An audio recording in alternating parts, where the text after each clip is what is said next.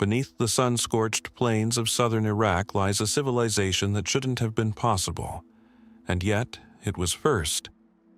Before Egypt raised its pyramids, before writing had a name, the Sumerians were already keeping records, predicting eclipses, and asking questions we still can't answer. Who taught them to calculate time with such precision? Why do their oldest myths describe a flood eerily similar to ones told across the ancient world? And what happened to the cities that simply vanished from memory, leaving only clay tablets to whisper their secrets? So sit back, relax, and let's dive into the mysteries Sumer left behind. In the ruins of Akkad, a city so thoroughly lost that archaeologists still argue over exactly where it stood, a name persists that predates almost every other in recorded history. Sargon. Not a myth, not a legend in the way we usually mean it, but a man who once ruled an empire stretching from the Persian Gulf to the Mediterranean coast. His conquests are documented, his administration is documented. His name appears on king lists copied and recopied for 2,000 years after his death. And yet the question of who he actually was, where he came from, whose blood ran in his veins, remains, even now, unresolved. The story begins, appropriately enough, with a text written in Sargon's own voice. Centuries after his reign, scribes preserved what's known as the Sargon birth legend, an inscription in which the king describes his own origins. He claims his mother was a high priestess, an Entu, a woman bound by sacred law to remain childless. His father, he says, he never knew. Placed in a basket of rushes, sealed with bitumen, and set adrift on the Euphrates, the infant Sargon was found by a gardener named Akkad, who raised him in obscurity until the goddess Ishtar noticed him and set him on the path to kingship. It's a striking account, and a familiar one. The abandoned infant, the river, the basket, the humble rescuer, the destiny concealed until the right moment. Anyone familiar with later Near Eastern literature will recognize the shape of this story, because it recurs again and again across the region's mythology, separated by centuries and cultures. Was Sargon's biography the origin of this pattern, borrowed and reshaped by later scribes? Or was he, centuries after his death, quietly folded into an older narrative template already circulating in the ancient world? His real parentage replaced by a story more useful to the empire he built? Mainstream historians tend to read the birth legend as political theater. A ruler with no dynastic claim, no royal bloodline to point to, needed a different kind of legitimacy. And what better foundation than divine selection? A childhood touched by the gods, a destiny written before birth. Kings before and after Sargon used similar language to justify power they hadn't inherited. Seen this way, the mystery isn't really about his mother or father at all. It's about propaganda, carefully constructed for an audience that needed convincing. But not every scholar is satisfied with that explanation. Some point to the specificity of the account, the priestess, the prohibition on childbearing, the deliberate concealment, and ask whether it preserves a genuine, if uncomfortable, family history. An illegitimate son of a temple priestess, hidden not for narrative effect but out of necessity. Temple records from the era do describe strict prohibitions around Antu priestesses and reproduction.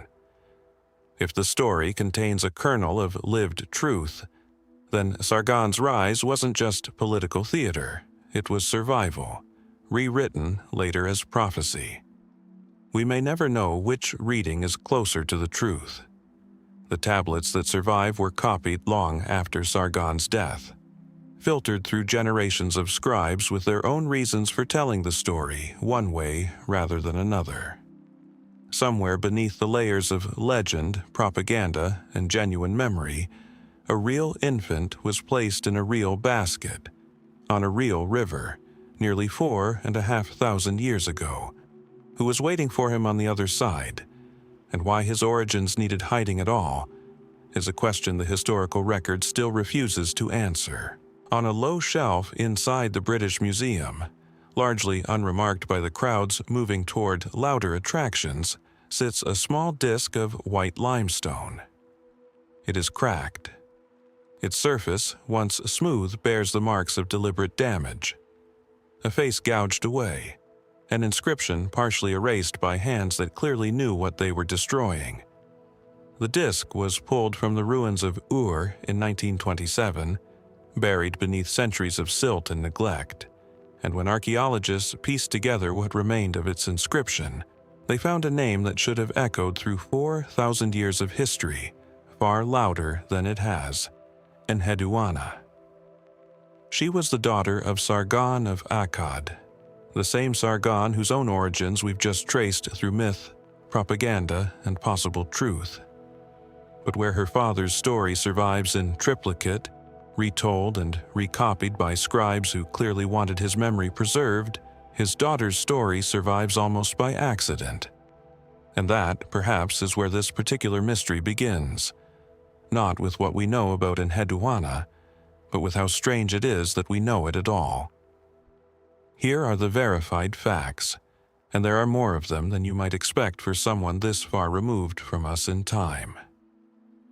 Enheduanna held the title of En, High Priestess of the moon god Nana, at the temple complex in Ur, a position of immense religious and political weight, likely created or elevated specifically for her by her father as a way of binding the newly conquered Sumerian south to Akkadian rule.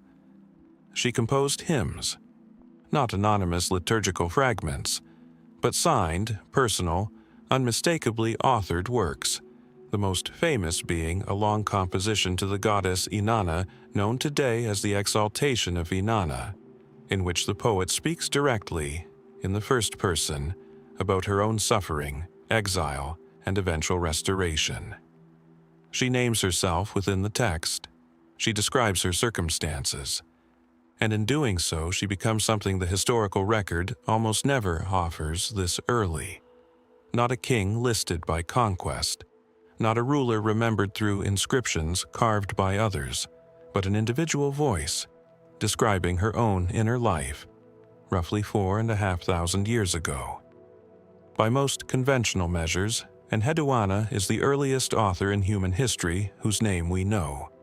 Not the earliest writer, cuneiform predates her by centuries, but the earliest person to attach their identity to a text and have that attribution survive. Anonymous scribes recorded transactions and king lists for generations before her. She is the first to say, in effect, "This is mine, I wrote this, and here is what happened to me." And for a while, it worked. Her hymns were copied and recopied for centuries after her death, used as training texts for scribes learning cuneiform well into the Old Babylonian period, some 500 years later.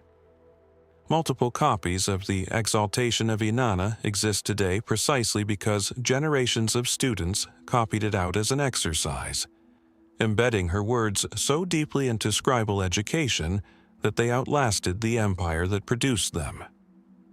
So, here is the first thread of the mystery. If her work was so widely copied, so clearly valued, why does her name all but vanish from the broader historical memory afterward? Why did it take a French archaeological team and, later, the British Museum's careful reconstruction of a shattered disc to bring her back into public awareness in the 20th century, rather than her surviving as a continuously known figure the way certain kings did? The mainstream explanation is, in some ways, unsatisfying precisely because it's so plausible.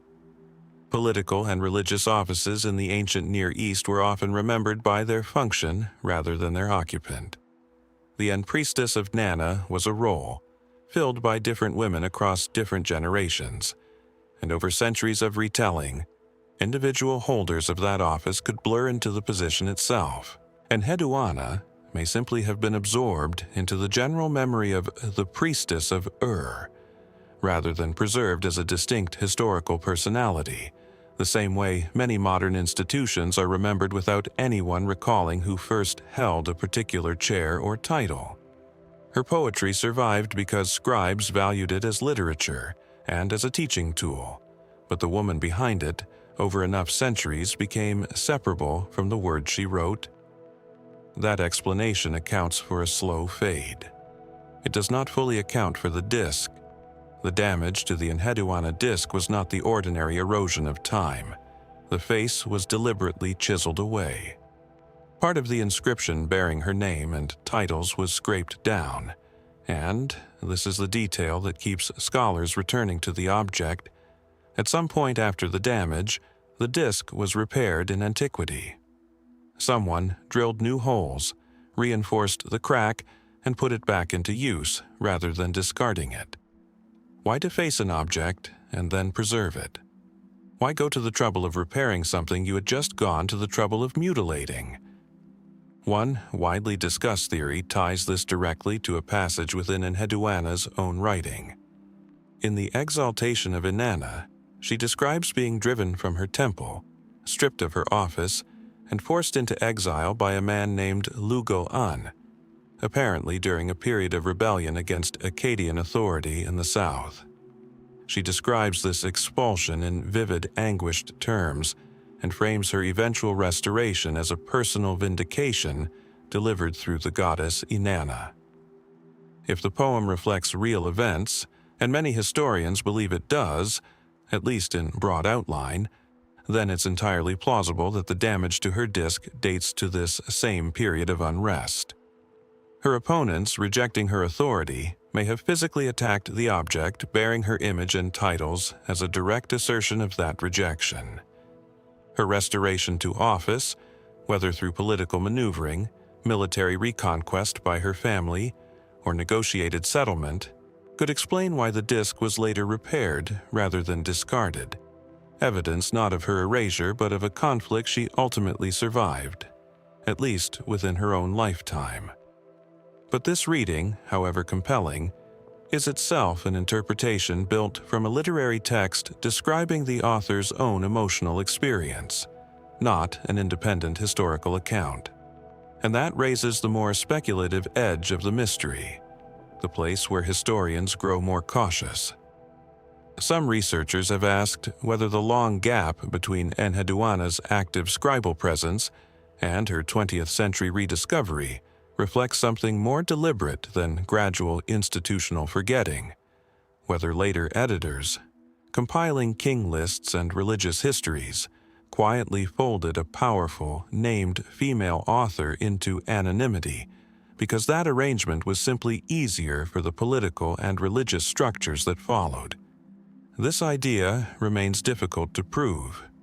The scribal record from the intervening centuries is fragmentary at best, and absence of evidence in a body of texts this incomplete is a fragile foundation for any strong claim about intent. What can be said with more confidence is this.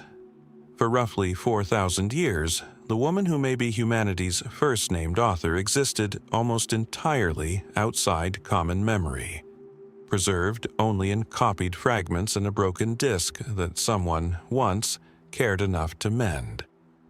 Her words survived. Her name nearly didn't. Was she simply lost to the ordinary erosion of time and institutional memory, one priestess among many whose personal identity slowly dissolved into her office? Or was there a moment, recorded perhaps in her own anguished poetry, when someone tried very deliberately to erase her and nearly succeeded? The disc sits behind glass now, its damaged face still turned toward whoever stops to look. Whatever happened to it, and to her, happened in silence, and the silence has never fully broken. There is a particular kind of image that survives from the ancient Near East, and once you've seen it, you don't forget it.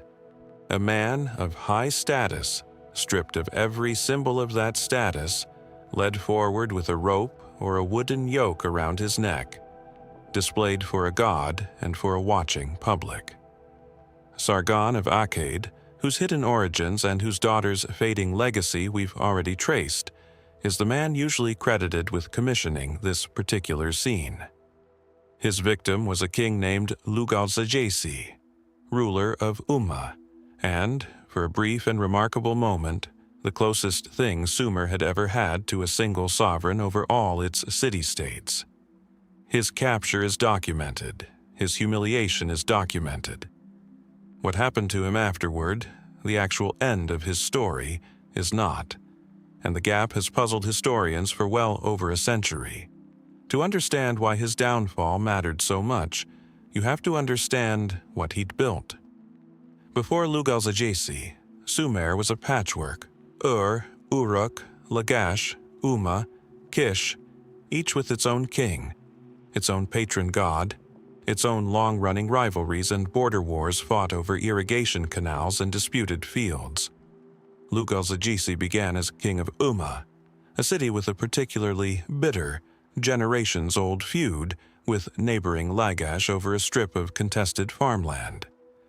He inherited that feud, escalated it, and won it decisively, sacking Lagash's temples in a campaign that a later Lagash scribe would record with unusual bitterness, cataloging the destruction almost complaint by complaint, as though the injustice of it demanded a permanent written record. From there, Lugalzagesi's ambitions widened. He took the throne of Uruk. He claimed authority, in his own inscriptions, from the Persian Gulf to the Mediterranean coast. The very same territorial boast that Sargon himself would make only a short time later. For a window of years that we can't precisely measure, one man held something close to dominion over the whole of Sumer, the first person in the region's long history to do so. And then, abruptly, he didn't. Sargon's own inscriptions describe the confrontation directly, and with obvious pride. He claims to have defeated Lugalzagesi in battle, captured him, and led him in a neck stalk to the gate of the god Enlil at Nippur, the religious and symbolic heart of Sumerian civilization, a city that held no real political power of its own, but carried enormous sacred weight, the place where kingship itself was thought to be legitimized by divine will. Presenting a captured rival, there wasn't simply a matter of punishment. It was theater aimed at an audience larger than Lugalzagesi himself, a public statement that the old order of independent city-states, and the man who'd briefly unified them, had been replaced by something new. This much sits on reasonably firm ground. Multiple inscriptions, copied by scribes across succeeding generations, repeat the basic outline: victory, capture, the neck stalk, the display at Nippur. Where the record grows quiet is everything after that moment. We don't know how Lugalzagesi died. We don't know when. We don't know whether his end came swiftly, as a ritual execution following his public humiliation, or slowly, in some form of captivity that stretched on without further comment from the scribes who'd been so eager to record his capture. No inscription describes his death directly. No burial has been identified. No later text mentions his fate as settled or concluded. A man who had, for a time, ruled more of Sumer than anyone before him simply stops appearing in the record, mid-scene, still standing at the gate of Enlil with a wooden yoke around his neck. The conventional historical reading treats this silence as unremarkable, even expected. Royal inscriptions of this period were composed to celebrate the victor, not to close out the biography of the vanquished. Once Lugalzagesi had served his narrative purpose, proof of Sargon's supremacy, proof that the age of fractured city-states was over, there was little propagandistic reason to record what happened to him next. Defeated kings in this era often simply vanish from their conquerors' inscriptions once the scene of submission has been carved and copied. Silence, in other words, may just be silence. An absence of interest, not an absence of information that was ever recorded in the first place. Public execution following ritual humiliation was common enough elsewhere in the region's later history that many historians assume something similar happened here, even without direct textual confirmation. But is that assumption entirely comfortable? Some scholars have pointed out that Sargon's inscriptions are, if anything, unusually detailed and self-congratulatory when it comes to his own triumphs. He lists conquered cities, defeated kings, distances traveled, with what reads like genuine relish. If Lugalzagesi's execution had followed his display at Nippur, why is that final, presumably satisfying detail the one piece missing from an otherwise thorough account? A king who took care to record leading his rival in a neck stalk to a specific gate at a specific city might reasonably be expected to record the ending of that story too, if the ending served his purposes. Its absence is the kind of small, nagging inconsistency that rarely gets resolved but never quite goes away either. This is where the more speculative readings begin, and they remain exactly that. Speculative, built on the shape of an absence rather than on any positive evidence. A handful of researchers have floated the possibility that Lugalzagesi's fate involved something other than straightforward execution. Perhaps a prolonged captivity used as a form of ongoing political leverage over Uruk and Umma. Perhaps an exile rather than a death. Perhaps even a negotiated survival in exchange for the loyalty of his former territories. None of these ideas rest on a surviving text describing them. They rest on the gap itself, and on the discomfort some feel in filling a gap this significant with an assumption, however reasonable that assumption might be. It's worth saying plainly that most historians remain unconvinced by these alternatives, and consider ritual execution the far more probable outcome, consistent with practices attested elsewhere in the ancient Near East. But far more probable is not the same as confirmed, and the distinction matters more here than it might elsewhere, precisely because so little else about this period survives to check it against. There's also the matter of Nippur itself, and what it meant to stage this scene there rather than anywhere else. Nippur held no army, no independent political power. Its authority was entirely religious, entirely symbolic. Presenting a defeated rival at Enlil's gate wasn't simply about punishing Lugalzagesi. It was about claiming that Sargon's kingship carried the same divine sanction that Lugalzagesi himself had presumably claimed only a short time before, when he described his own rule stretching from sea to sea. Two men, standing at different points in the same short span of years, making remarkably similar claims to the same god's favor. One of them left behind an empire and a name that endured for centuries. The other left behind a single frozen image, captured, yoked, standing at a gate, and then nothing at all. What became of him in the days, months, or years that followed remains, as far as the surviving record shows, entirely unrecorded. Was his story simply not worth telling once the scene of his defeat had served its purpose? Or does the silence surrounding his end conceal something the victors chose, for reasons we can no longer reconstruct, not to carve into stone? In the tell of Kish, beneath layers of mud brick and wind-blown silt that have shifted the ground level some 15 meters above where Sumerian feet once walked, archaeologists have traced the outline of a palace complex belonging to one of the region's oldest and most contested royal seats. Kish carried a peculiar weight in Sumerian political thought. Tradition held that kingship itself had descended there after the Great Flood, and for centuries afterward, King of Kish functioned as something close to a title of supreme legitimacy, claimed by rulers who controlled the city and by ambitious rulers who didn't. It was here, according to later tradition, that a man named Ur-Zababa sat on the throne. And it was here that his story became permanently entangled with the rise of the man who would soon eclipse every king in Sumer's history, Sargon of Akkad. We've already traced Sargon's own contested origins, and his daughter's fading legacy, and the unrecorded fate of Lugalzagesi, the last king to unify the south before Sargon replaced him. Ur-Zababa's story belongs earlier in the sequence, before any of that. And it raises a different kind of question. Not who someone truly was or why someone was forgotten, but why the ending of a king's reign was recorded in such specific, almost narrative detail, and whether that detail can be trusted at all. The verified facts are thin but real. Ur-Zababa appears on the Sumerian king list as a ruler of Kish, and administrative texts and later literary compositions place a young Sargon in his court, serving as cupbearer, a position of genuine trust and proximity to the king, responsible for the ruler's food and drink, and, by extension, his safety.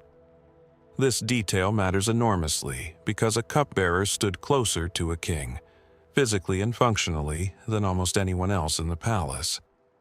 It was a position built entirely on the assumption of loyalty. And it's precisely this position, tradition tells us, that Sargon held in Ur-Zababa's household in the years immediately before Ur-Zababa's reign came to its end and Sargon's own rise began. What actually happened to Ur-Zababa is where the record grows strange. The primary surviving account isn't a straightforward historical inscription, but a later literary composition, generally called the Sargon legend, distinct from the birth legend we examined earlier, but part of the same broader tradition of stories that grew up around Sargon's rise. In it, Ur-Zababa is disturbed by a dream. Sargon appears in it, performing an act involving the goddess Etana that the dream interprets as an omen of the king's own downfall. Unsettled, Ur-Zababa attempts to have his cupbearer killed, first by ordering a metalworker to murder him during the casting of a bronze object.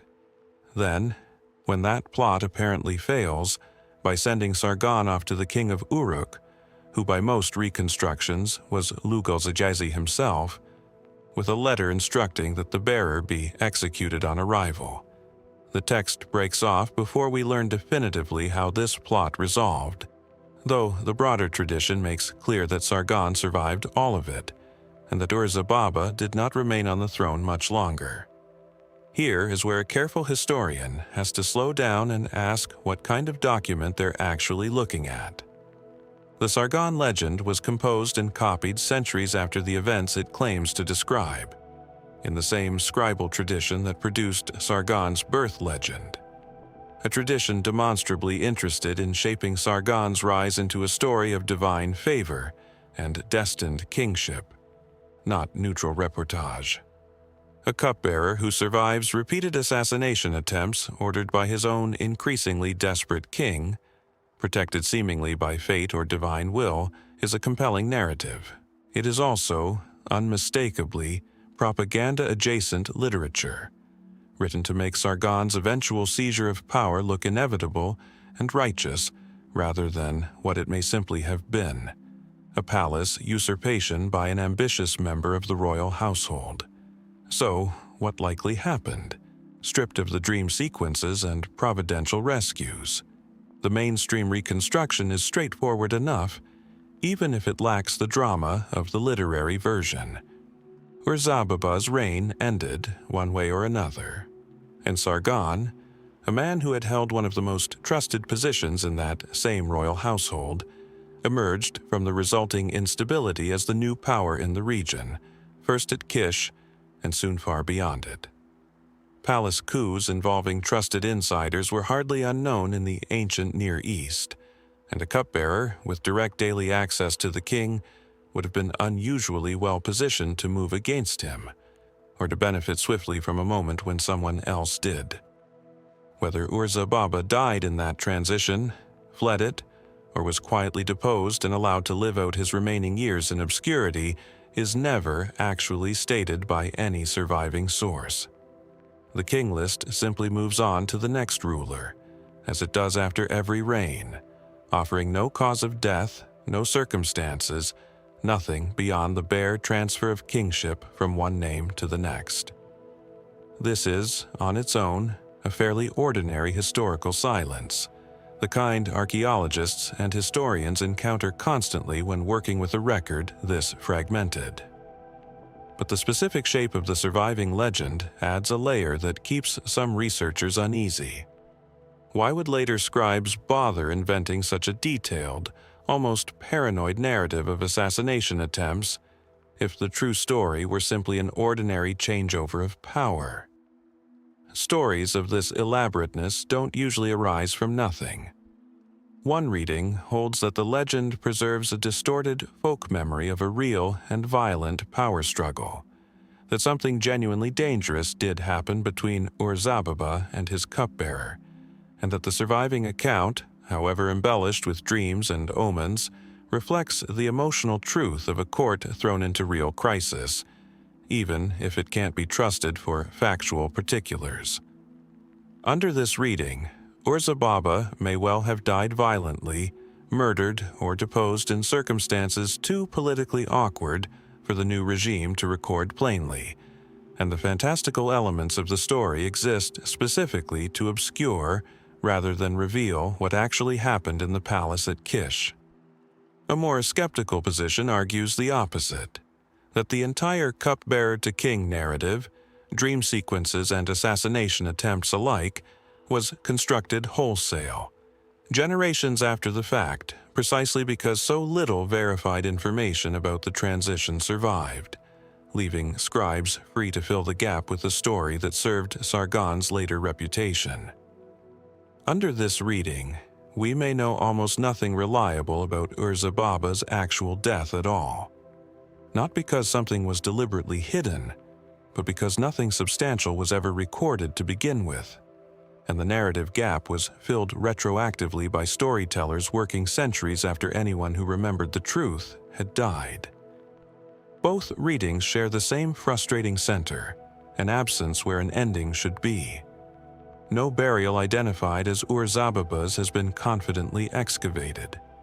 No contemporary inscription describes his death in his own words or in the words of his immediate successors. What survives is a literary account written long after the fact, shaped by the interests of the man who benefited most from whatever actually occurred, describing a plot against a servant's life that reads, depending on how you approach it, either as distorted memory or as pure invention. Did Ur-Zababa die at the hands of the very man he'd trusted to serve his food and drink? Did he see his own downfall coming, as the legend insists, and prove powerless to stop it? Or did his story vanish the way so many defeated kings' stories vanish? Not through conspiracy, but through the simple, quiet erasure of a scribal tradition that had already decided whose version of events was worth preserving.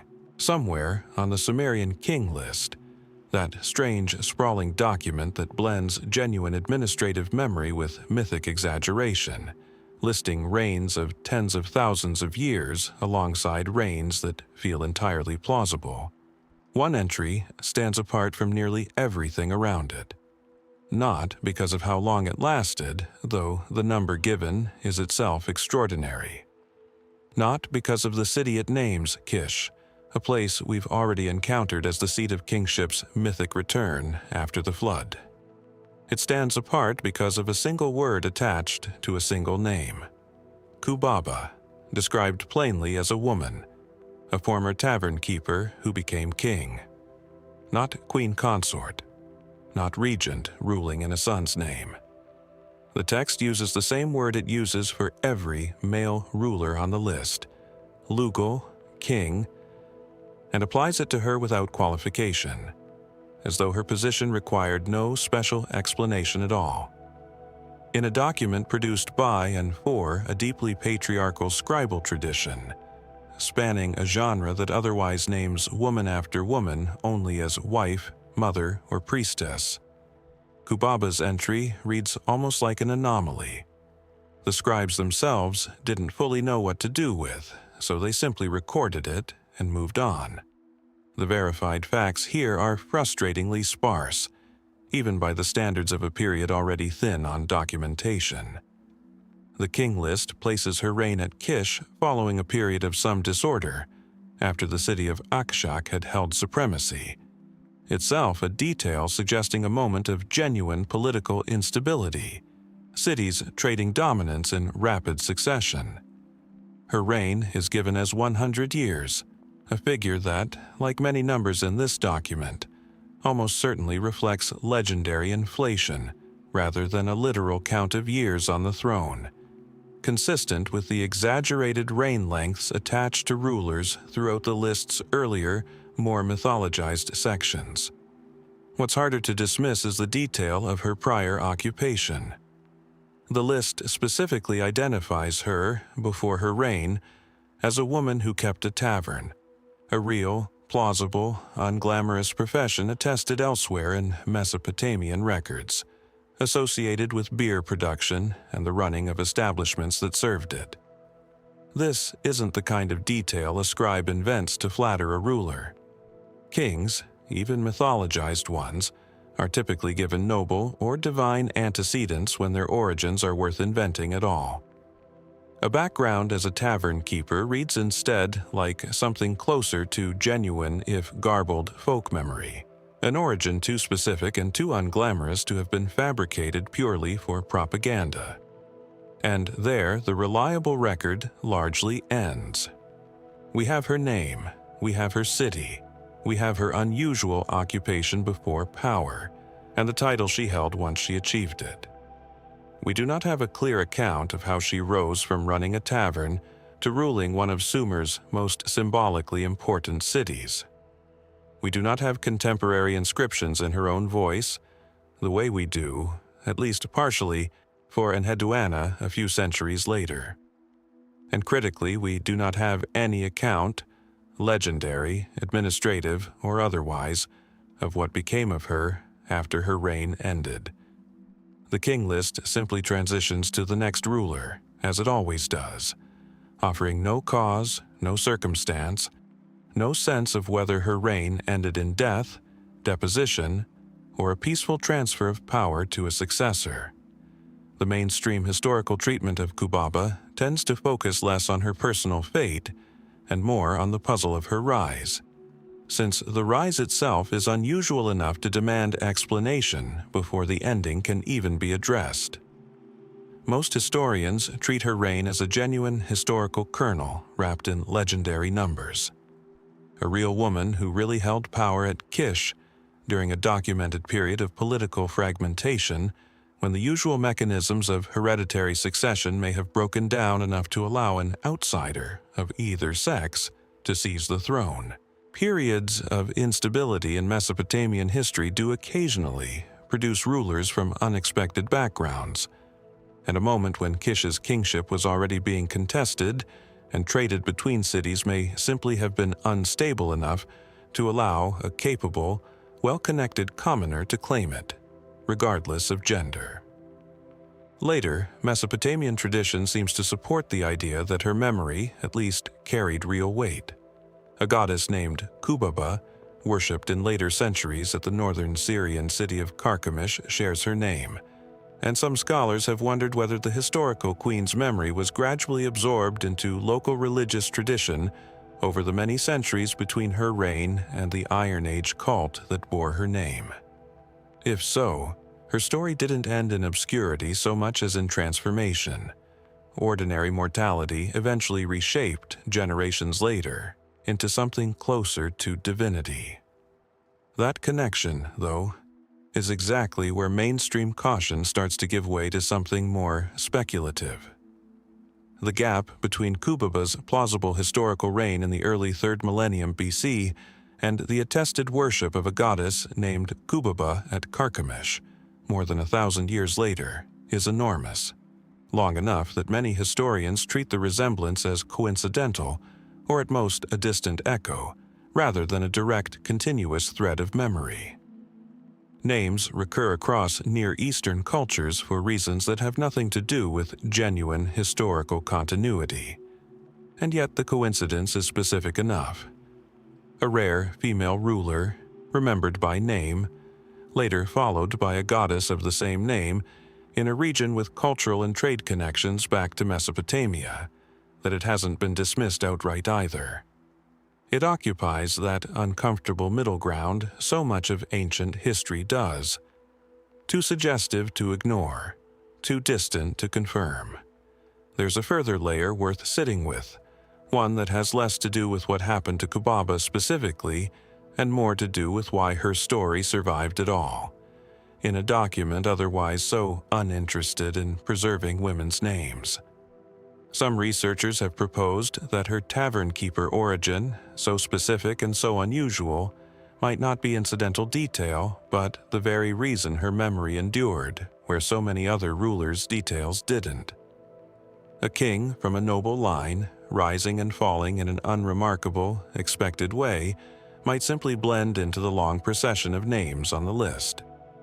A tavern keeper who became king was memorable precisely because it violated every expectation of how power was supposed to transfer, and stories that violate expectation tend to survive oral and scribal transmission longer than stories that confirm it.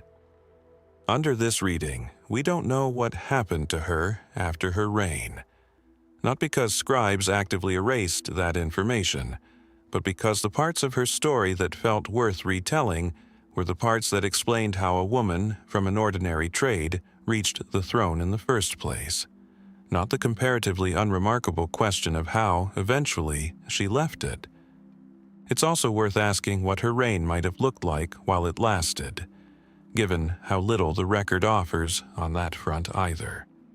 Did she rule with the backing of Kish's existing religious and administrative institutions, or against considerable resistance from a court unaccustomed to a woman, let alone a former commoner, at its head?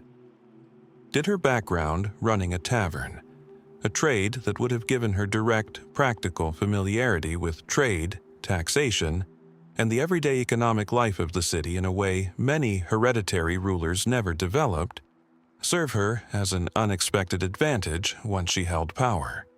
None of this is recorded. What survives is a name, a title, a prior trade, and a conspicuously round, almost certainly legendary number of years. And then silence. The same silence that swallows so many endings in this period, but perhaps more frustrating here because so little else about her exists to fill the space around it. Somewhere between the tavern she may once have kept and the goddess who may, centuries later, have carried her name, the actual woman disappears from the record entirely. Did her reign end the way most reigns of this era likely ended, in death, natural or otherwise, followed by an ordinary transfer of power?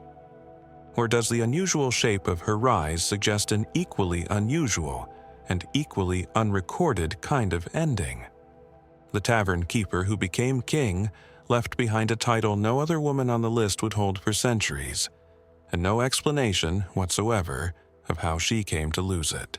In the 1920s, beneath the mound at Ur, a British-led excavation team led by Leonard Woolley uncovered something that startled even seasoned archaeologists: a series of shaft graves dug deep into the earth, containing not just the expected pottery and jewelry of elite burial, but dozens of attendants, guards, musicians, servants, oxen still yoked to carts, arranged in orderly rows, apparently having accompanied their rulers into death with little sign of struggle. Woolley called them the royal tombs and dated them to the period we now associate with the first dynasty of Ur, a line of kings that would, within a matter of generations, rise to remarkable wealth and influence, and then vanish from the historical record so completely that we still aren't entirely certain how or exactly why it happened. The first dynasty of Ur occupies a peculiar place in Sumerian history, well enough attested through archaeology to feel solid, and yet frustratingly thin when it comes to the specific mechanics of its own ending. We've already followed threads through Akkad, through Kish, through Uruk and Umma, watching kings and priestesses and even a former tavern keeper rise, and then fade from the written record in ways that left more questions than answers. Ur's first royal dynasty presents a variation on that same pattern, but with a twist that makes it, in some ways, even stranger. Here we have some of the richest physical evidence of any period in early Sumerian history, and still no clear textual account of why the dynasty's power collapsed when it did.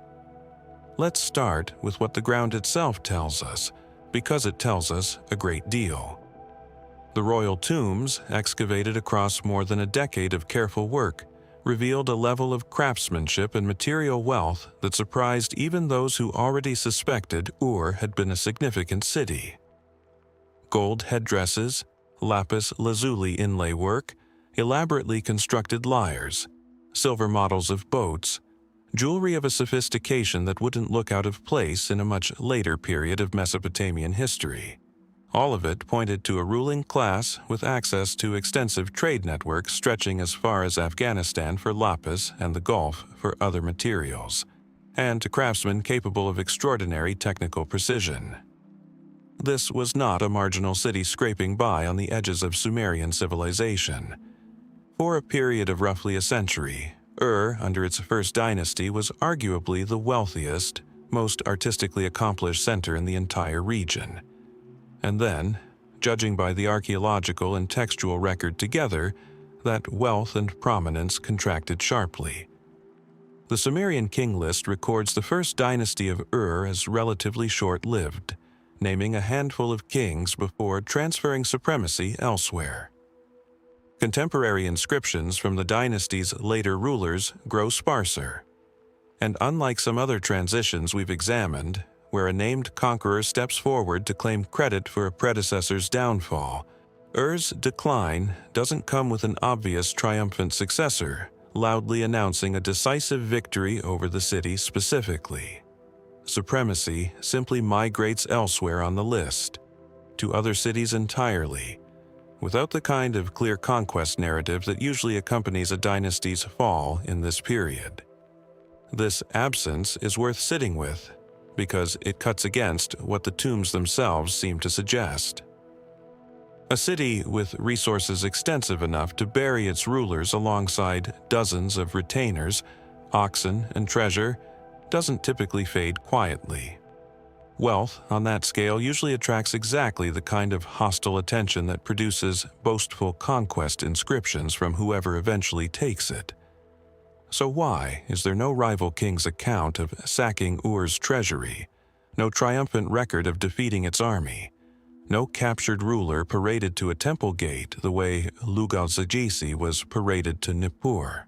The mainstream explanation leans on the fragmentary nature of the record itself. This is, after all, an extremely early period, and the survival of any inscriptions at all from destroyer or destroyed is often a matter of chance, dependent on which tablets happen to be baked hard enough, or buried deeply enough, to survive 4,500 years of subsequent building, flooding, and disturbance. Under this reading, a conquest narrative may well have existed once and simply hasn't survived, rather than never having been written at all. But the tombs raise a second, more specific puzzle that the missing tablet explanation doesn't fully resolve: the retainer burials themselves. Dozens of individuals, in some of the shaft graves, appear to have descended into the burial pit and taken up positions, seated, arranged with their instruments or equipment, before dying, with little evidence in the skeletal remains of violent struggle. Woolley's original interpretation held that these attendants had been drugged, perhaps with some form of sedative before their deaths, allowing them to enter the grave chamber and settle into position without resistance. More recent forensic analysis, conducted decades after the initial excavation, has revisited some remains and found evidence consistent with blunt trauma to the skull in at least some individuals, suggesting a swifter, more violent end for at least some of the retainers than Woolley's original, more peaceful theory proposed. The two findings aren't necessarily contradictory. Sedation and a subsequent blow could easily have been used together. But the exact ritual mechanics of these mass burials, and precisely how willingly or unwillingly dozens of people went to their deaths alongside their rulers, remain genuinely debated. Why does this matter for the dynasty's later collapse? Because a society capable of organizing and normalizing burials on this scale, requiring the coordinated participation, willing or coerced, of dozens of skilled individuals, and the sacrifice of valuable animals and equipment alongside them, was clearly one with an extraordinarily strong, centralized royal ideology, at least for a time. Some historians have proposed that this very ideology, demanding immense resources and manpower for royal funerary display, may have placed unsustainable strain on the dynasty's administration over successive generations, contributing to an internal weakening that made the kingdom more vulnerable to whatever external or internal pressures eventually ended its supremacy. Under this reading, the dynasty's collapse wasn't necessarily a single dramatic conquest at all, but a slower erosion, economic, administrative, perhaps even demographic, given how many skilled individuals were apparently removed from the living population with each royal death. That simply never generated the kind of single, memorable defeat that later scribes found worth recording. There are more speculative threads here too, and it's worth naming them honestly as speculation rather than settled conclusion.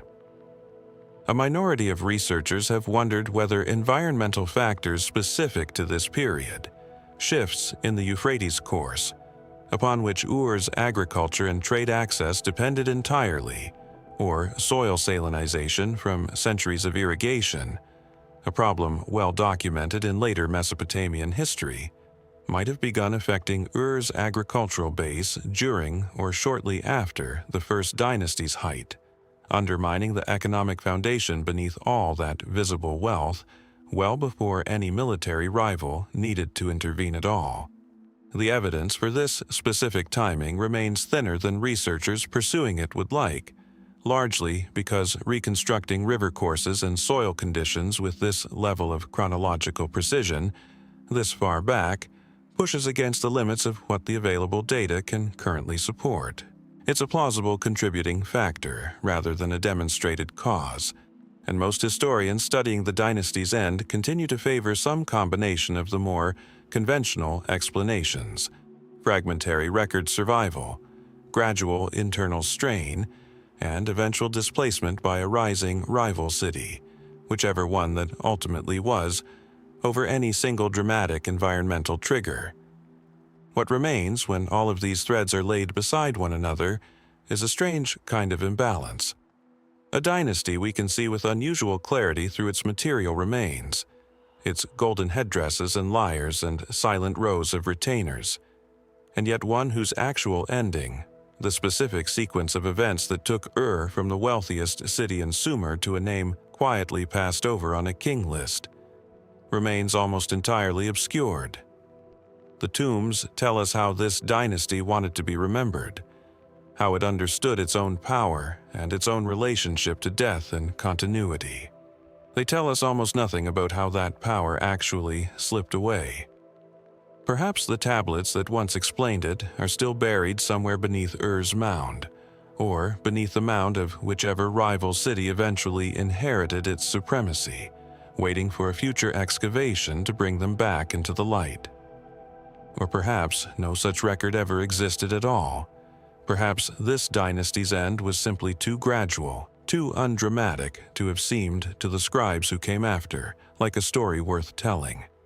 Either way, the retainers in those shaft graves went into the earth in ordered rows, following their kings into whatever came next, and the kings who received that devotion left behind treasure enough to astonish archaeologists 4,000 years later, but not, it seems, an explanation for how their own line came, finally, to an end. Among the thousands of clay tablets recovered from sites across southern Iraq, a small number carry inscriptions that historians have come to treat with particular caution, not because the writing is unclear, but because of who wrote it and why. One such fragment, associated with the city of Uruk and dating to the earliest years of Akkadian expansion, describes a coalition of Sumerian cities banding together against a common threat. The tablet is damaged. Key names are missing. The outcome of the confrontation it describes is either lost or was never fully recorded in the first place. And yet what remains hints at something the standard narrative of Sargon's unstoppable rise tends to smooth over: that his conquest of Sumer may not have been the swift, uncontested sweep his own inscriptions suggest, but a campaign that met organized, coordinated resistance. Resistance that came remarkably close, at least for a moment, to succeeding. To understand why this matters, it helps to revisit what we already know about Sargon's early campaigns.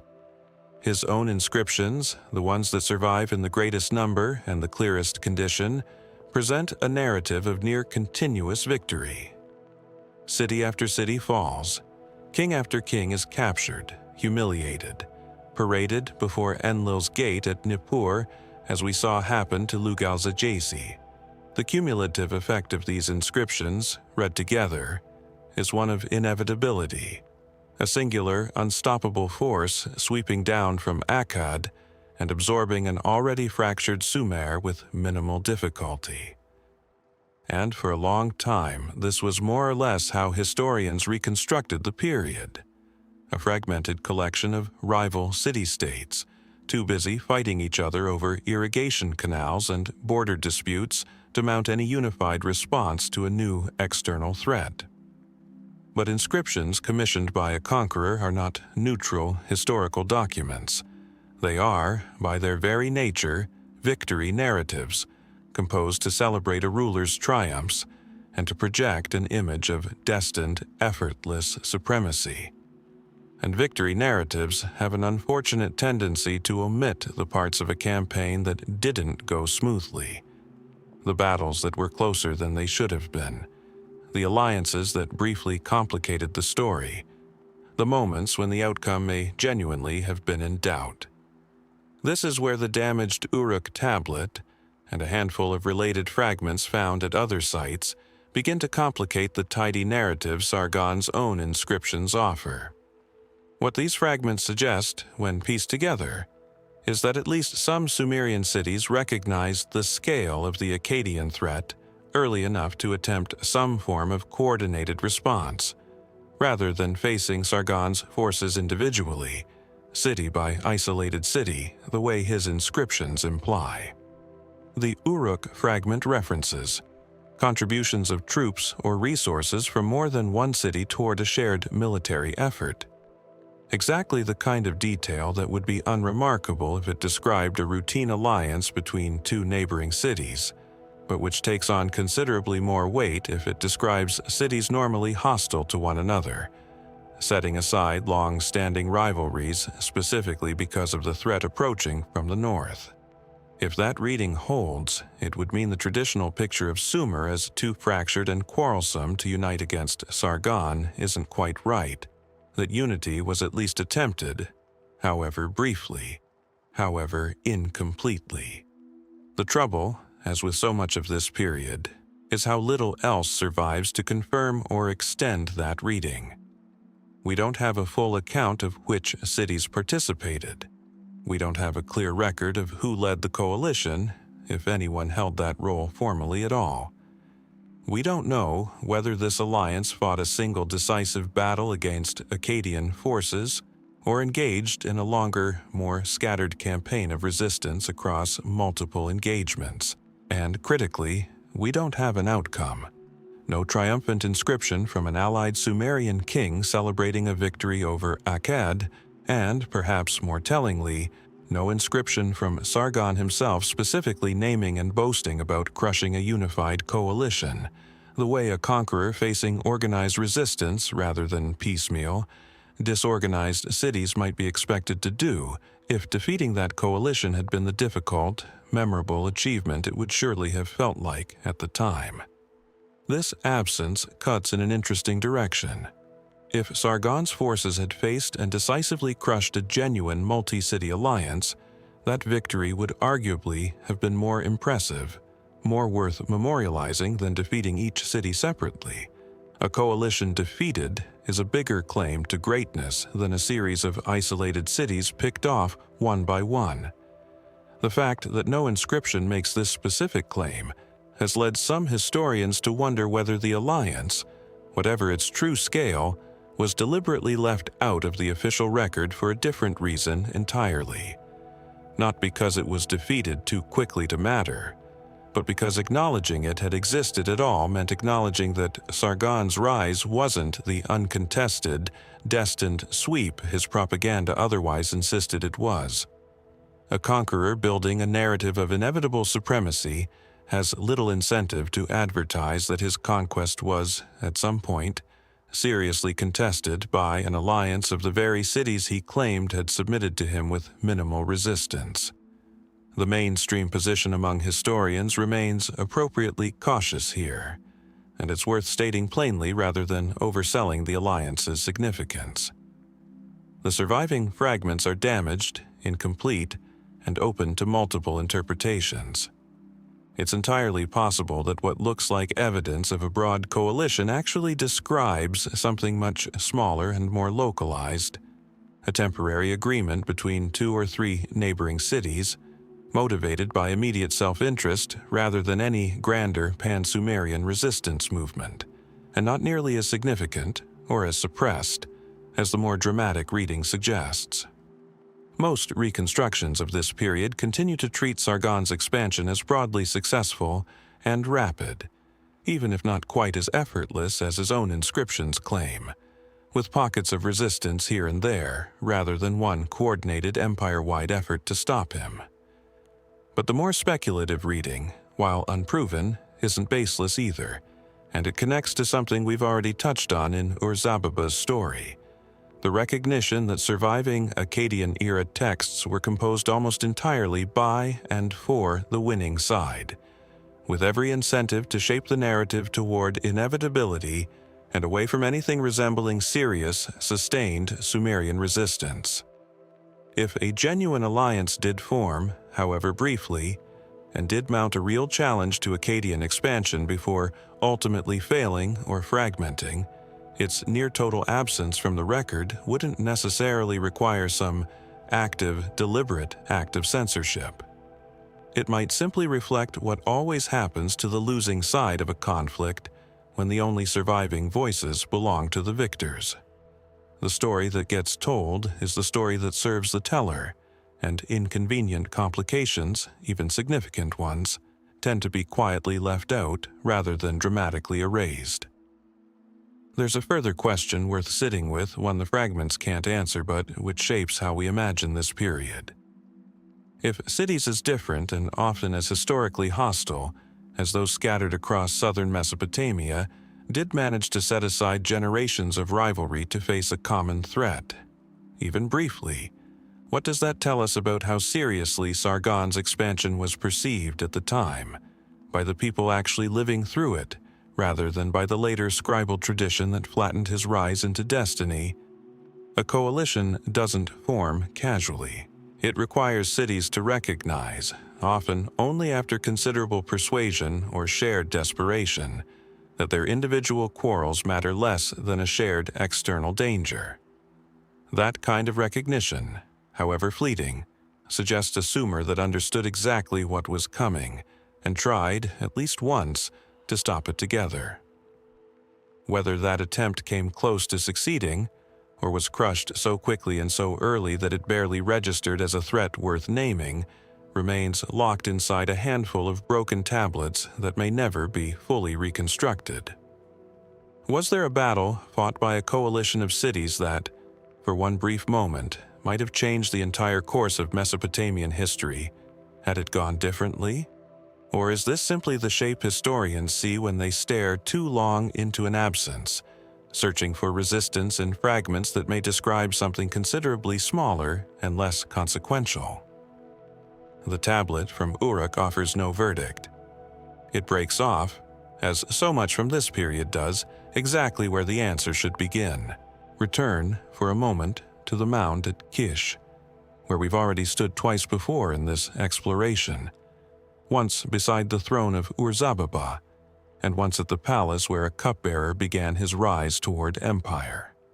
Excavated in the early 20th century by a joint French and British expedition, the site reveals a city built across 2 separate mounds, connected by canals and roadwork sophisticated enough to suggest centuries of continuous urban planning. Among the ruins, Archaeologists uncovered the remnants of what may be the oldest identifiable palace structure in Mesopotamia, along with evidence of a stratified, wealthy, administratively complex society stretching back to the earliest stirrings of Sumerian civilization. Kish, in other words, was not a minor player forced later into significance by a lucky position on the king list. The ground beneath it confirms what the texts claim. This was, for a very long stretch of early Mesopotamian history, one of the most important cities in the entire region, which makes its eventual political collapse, repeated in fact more than once, one of the more puzzling threads in this whole tangled history, precisely because Kish should have been the last city standing, not one of the first to fall. We need to understand what King of Kish actually meant before we can appreciate how strange its decline really is. According to Sumerian tradition, kingship itself descended from the heavens and settled first at Kish, immediately following the great flood that appears, in various forms, throughout the region's mythology. This wasn't merely local pride. The title carried weight across the entire Sumerian world, claimed and contested by ambitious rulers from cities that had nothing to do with Kish geographically, simply because holding or claiming that title implied a kind of supreme legitimacy that no other honorific could match. Lugalzagesi claimed elements of it. Sargon's successors would continue to invoke it for generations after Akkad's rise. Even rulers who never set foot in the city itself found it worth asserting a connection to Kish's kingship, the way a medieval European monarch might invoke Roman imperial titles centuries after Rome itself had ceased to hold any real power. The name had become detached from the city's actual military or political strength, floating free as a kind of universal currency of legitimacy. And this is precisely where the trouble begins for anyone trying to trace Kish's actual political history, because the record conflates two different things that need to be pulled apart: the symbolic weight of kingship of Kish as an abstract title, and the concrete physical fortunes of Kish as an actual city with actual rulers governing actual territory. The king list itself testifies to just how often actual power slipped away from Kish and toward other cities, even while the symbolic prestige of the title lingered. Early in the list, kingship passes from Kish to Uruk, then eventually back again, then away once more, a pattern of oscillation that suggests real, ongoing political contest for supremacy in the region, with Kish frequently losing ground to rivals even in the earliest stretches of Sumerian history that we have any textual access to at all. What we don't have, and this is the mystery at the center of this particular thread, is a clear, consistent account of why Kish kept losing that contest, particularly given the archaeological evidence of the city's genuine wealth and administrative sophistication. A city with a palace this old, canals this well-engineered, and a religious political prestige this deeply embedded in regional tradition shouldn't have been quite so vulnerable, quite so repeatedly, to losing actual power to rival cities. And yet it did, again and again, across a timeline stretching from the earliest dynastic period through the eventual rise of Akkad and beyond.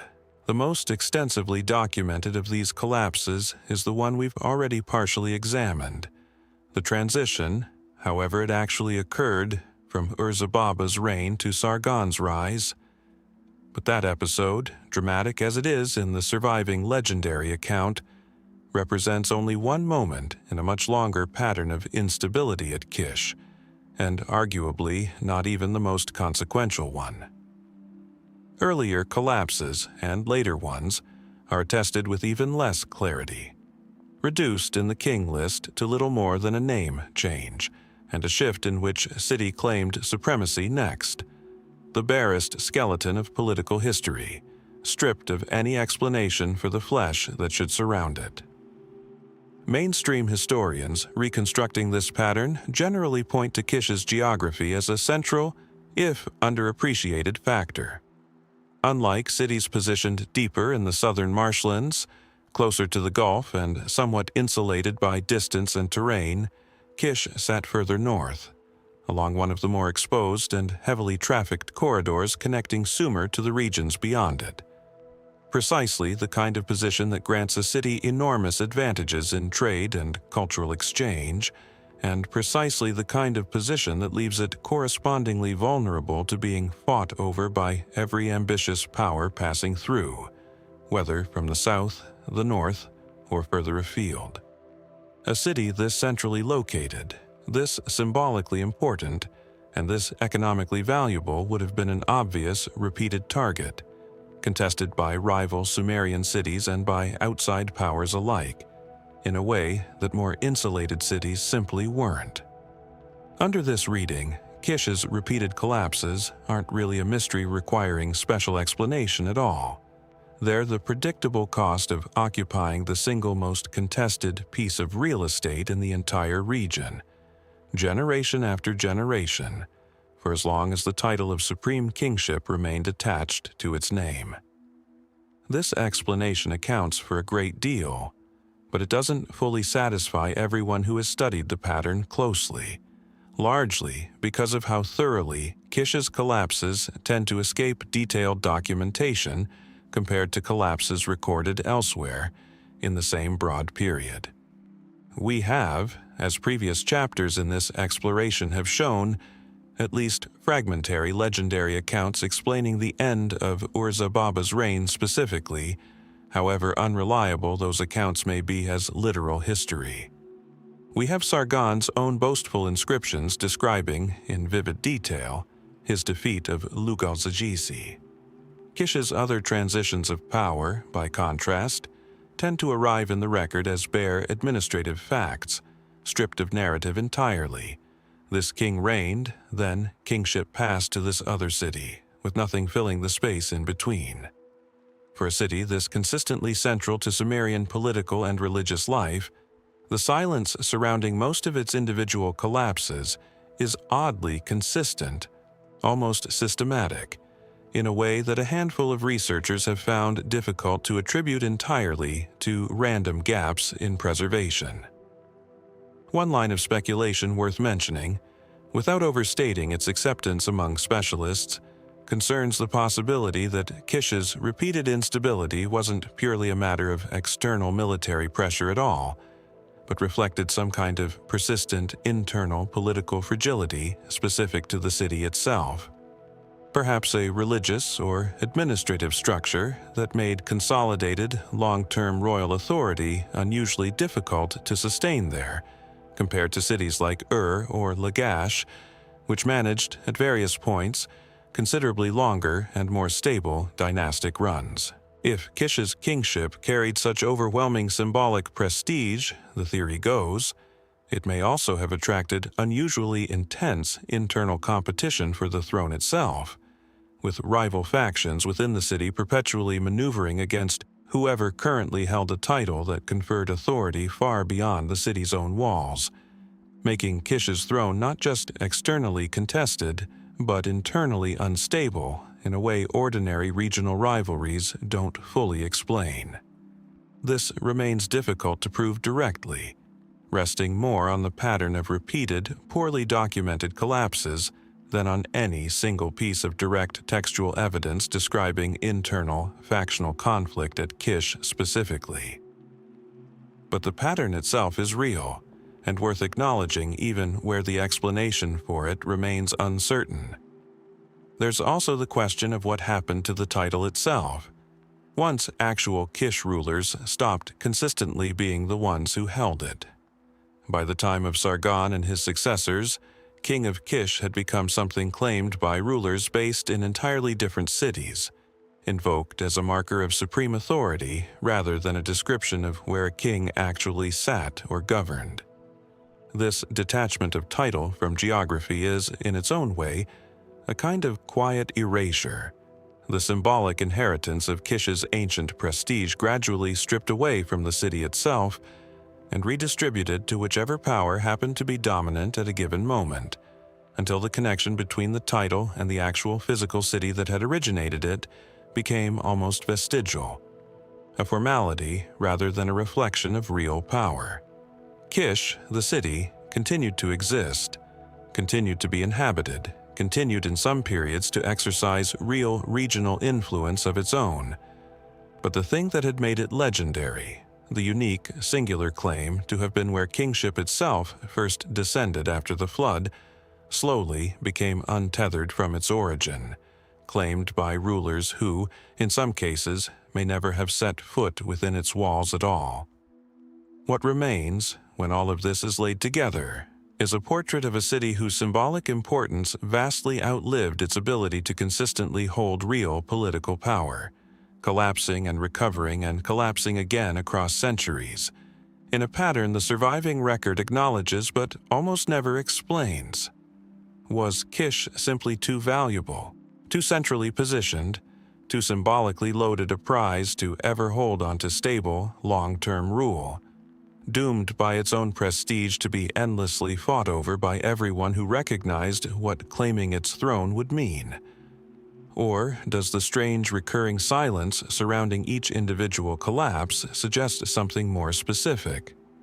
Internal fractures, forgotten conflicts, entire episodes of the city's history that simply never made it into any tablet that survived the intervening millennia. The palace foundations are still there, beneath the mound, older than almost anything else archaeologists have found in the region.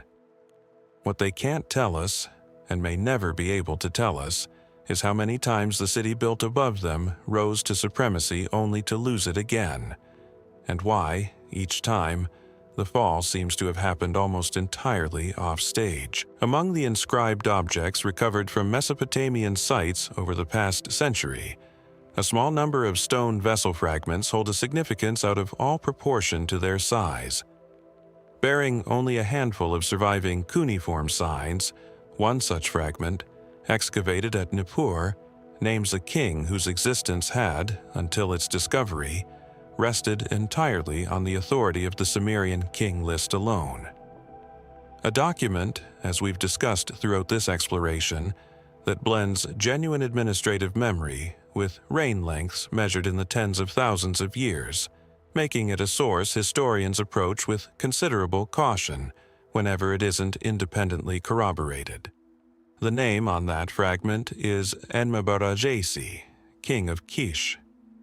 And its discovery mattered enormously because it meant that for the first time, a ruler named in the king list's early, most mythologized section could be confirmed by a contemporary inscription, written during or very near his own actual reign, rather than centuries after it by scribes working from tradition alone.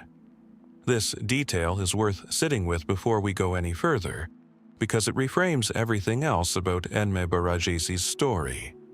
He is, by most current scholarly reckoning, the earliest figure named in the king list whose historical existence can be considered reasonably secure, independent of the list itself. Everything recorded before him in that document belongs more comfortably to the realm of legend and mythologized origin. Everything after him gradually becomes more verifiable, more anchored in contemporary record, as we move toward figures like Lugalzagesi and Sargon, whose existence and approximate deeds we've already examined at length. Enmebaragesi sits precisely at the hinge point, the king whose reign marks the boundary between Sumerian myth and Sumerian history, verified not by legend but by his own name, carved into stone during his own lifetime or close to it. And yet, for a figure this significant to the entire chronological architecture of early Mesopotamian history, we know remarkably little about him with any real confidence, and almost nothing at all about how his reign, or his life, actually ended. What we do have comes from a small number of sources, each offering a different, sometimes conflicting glimpse. The king list itself credits him with a reign of 900 years, an obviously legendary figure, consistent with the exaggerated numbers attached to rulers throughout the document's earliest stretches, and a good reminder that even a king whose existence is verified doesn't automatically mean every detail attached to him in the list is equally trustworthy. The list also names him as the father of Aga, a king who appears prominently in later Sumerian literary tradition as a rival to Gilgamesh of Uruk, in a text describing a conflict between Kish and Uruk over water rights and political supremacy. This connection matters because it places Enmebaragesi's family, and by extension his own reign, squarely within the same world of intercity rivalry and contested supremacy that we've traced repeatedly throughout Kish's long, unstable political history. The same pattern of a city whose symbolic prestige as the seat of original kingship never quite translated into secure, lasting control. Beyond the king list, a small number of other inscriptions attributed to Enmebaragesi or referencing him have surfaced, including references connecting him to conflict with Elam, the neighboring region to the east, in what would represent one of the earliest specifically documented instances of Mesopotamian military engagement with a foreign power beyond the immediate Sumerian world. If genuine, this detail suggests a king actively engaged in expanding or defending Kish's influence well beyond its own borders, consistent with a ruler significant enough to be remembered, however imperfectly, across many centuries of subsequent scribal tradition. It's a tantalizing thread, hinting at a reign of real military and political consequence, and, characteristically for this period, one that trails off into uncertainty almost as soon as it begins, without enough surviving detail to reconstruct the actual course, outcome, or lasting consequences of that conflict with any confidence. What we don't have, at any point in the surviving record, is an account of Enmebaragesi's death, or of how his reign transitioned to his sons. No inscription describes the end of his rule. No legendary tradition, comparable to what survives for Ur-Zababa or for Sargon's own contested origins, fills in the gap with even an unreliable narrative we could weigh critically against other evidence. The king list simply moves from his name to Aga's, the way it moves between so many successive rulers throughout its length, offering nothing beyond the bare fact of succession. For a king whose historical existence carries this much weight, the anchor point for an entire chronology, the figure whose confirmed reality lends retroactive credibility to the idea that other, less verifiable names on the list might likewise correspond to real people. The silence surrounding his actual end feels particularly pointed. The mainstream explanation here largely echoes what we've encountered throughout this exploration. This is an extraordinarily early period, and the survival of any specific narrative detail about a king's death depended entirely on chance factors of preservation that had nothing to do with how significant that king actually was during his own lifetime.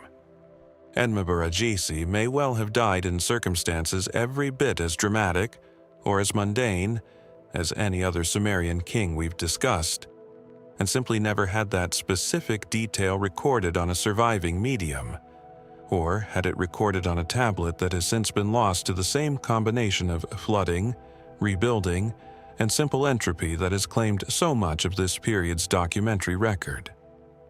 Under this reading, his transition to his son Aga isn't mysterious so much as unremarkable, a peaceful hereditary succession of the kind that likely occurred many times throughout Kish's history, without ever generating the kind of dramatic account that tends to survive, precisely because peaceful transitions, unlike violent usurpations or dramatic conquests, rarely gave scribes much reason to elaborate. But there's a complicating detail here worth considering carefully, one that emerges specifically from the literary tradition surrounding his son.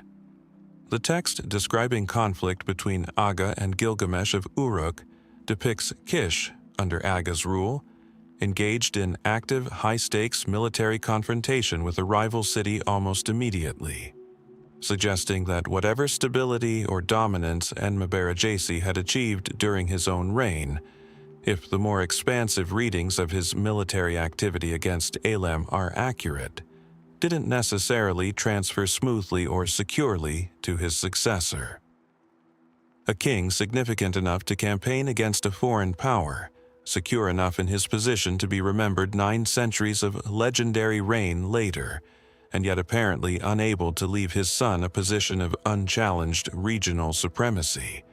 The gap between the father's apparent stature and the son's immediate vulnerability raises a genuine question about what, precisely, happened in between. Did Enmebaragesi's reign end amid exactly the kind of instability that plagued Kish so persistently throughout its history, weakening the throne he passed to Aga before that succession had even fully settled? Or is this simply the ordinary, unremarkable pattern of one generation's achievements failing to automatically guarantee the next generation's security? A dynamic common enough throughout ancient history that it hardly requires any special explanation tied to Enmebaragesi's specific circumstances. A smaller number of researchers, working at the more speculative edges of this question, have pointed to something else worth naming carefully, without overstating its certainty: the sheer disproportion between how much weight Enmebaragesi's reign carries for modern chronology, as the hinge point separating legend from verifiable history, and how little the ancient sources themselves seem to have cared about preserving the specific details of his life beyond his name and his approximate place in the succession. It's possible, this line of thinking suggests, that later scribal tradition, compiling and recopying the king list many centuries after Enmebaragesi's actual reign, simply didn't possess detailed information about him even then, relying on administrative memory thin enough to preserve a name, a title, a son, and little else, with the elaborate 900-year reign length functioning as a kind of placeholder for a span of time, whose real length had already been lost by the time later scribes tried to record it.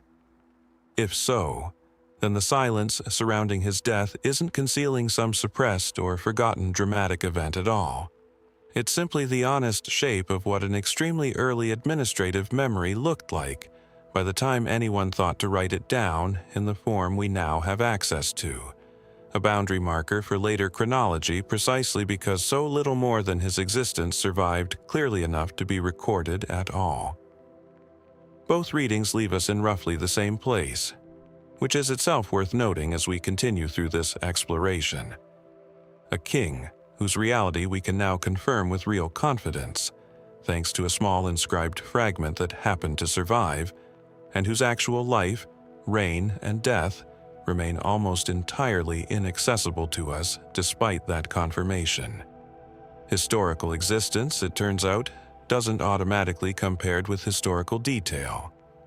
Enmebaragesi is real in a way many earlier names on the king list likely aren't, and yet he remains, in nearly every respect that matters for understanding who he actually was, as elusive as the legendary kings who came before him. Did his reign end in the same kind of instability that would define so much of Kish's later political history? The pattern we've already traced across Ur-Zababa, across the city's repeated and poorly documented collapses. Did a conflict with Elam, if it happened as some fragments suggest, weaken his position enough to leave his son facing immediate challenge from Uruk almost as soon as the throne passed to him? Or is the truth simply this: that somewhere in the gap between a 900-year legendary reign and a few surviving cuneiform signs on a broken stone vessel, the real man who first anchors Sumerian history to something we can actually verify disappeared, as completely and as quietly as anyone who came before him? Among the fragments recovered from the mound at Nippur, the same religious center where Sargon would later stage Lugalzagesi's public humiliation, and where Enmebaragesi's confirming inscription was found, archaeologists uncovered pieces of a much later copy, itself already ancient by the standards of the scribe who made it, of an inscription attributed to a king named Lugal-Anne-Mundu of Adab. The text is fragmentary, damaged in exactly the places a historian would most want it whole, and its claims are so sweeping that some scholars have long debated how literally to take them at all. According to the surviving portions, Lugal-Anne-Mundu ruled an empire stretching from the Mediterranean to the mountains of Iran, receiving tribute and submission from a coalition of rulers whose names, where they survive, read like a roll call of the entire known world as it existed to a Sumerian scribe of this period. If the inscription is accurate even in outline, Lugal-Anne-Mundu commanded something that looks, on paper, remarkably like the empire Sargon would later claim to have built, generations, by most reconstructions before Sargon was ever born. This alone would make him one of the more significant and curious figures in early Mesopotamian history. What makes his story a genuine mystery, rather than simply an underappreciated one, is what happened after his reign, or rather, what the record fails to tell us happened, leaving behind a gap centered on a successor whose very name survives only in fragments too damaged to read with confidence. Let's start with what can be said about Lugal-Anne-Mundu himself with reasonable, if not total, confidence. He ruled from Adab, a city that doesn't loom nearly as large in popular memory of Sumerian history as Ur, Uruk, or Kish, but which archaeological work has confirmed was a genuinely significant urban center during the early dynastic period, with its own temple complexes and administrative infrastructure comparable to its more famous neighbors. The inscription attributed to him, known to specialists as the Adab inscription, surviving primarily through a later Nippur copy rather than any contemporary original, describes not merely regional dominance but something considerably grander, a wide-ranging hegemony over rival kings, extending in every direction from Adab's own borders, with rebellious subject rulers eventually rising against him only to be crushed and their leader's head, according to the text's own account, hung as a trophy. It's vivid, specific, and, like so much of what survives from this period, composed at a chronological remove from the events it describes, by scribes working from a tradition already old by the time they copied it down. This distance matters enormously for how historians weigh the inscription's claims. Because the surviving text is a later copy, made by scribes working possibly centuries after Lugal-Anne-Mundu's actual reign, some scholars have questioned how much of its sweeping imperial language reflects genuine historical memory versus later literary embellishment, a pattern of exaggeration not unlike what we've already seen in the king list's own inflated reign lengths. A king ruling from a relatively modest city like Adab, claiming dominion from the Mediterranean to Iran, is, on its face, an extraordinary assertion for this early period.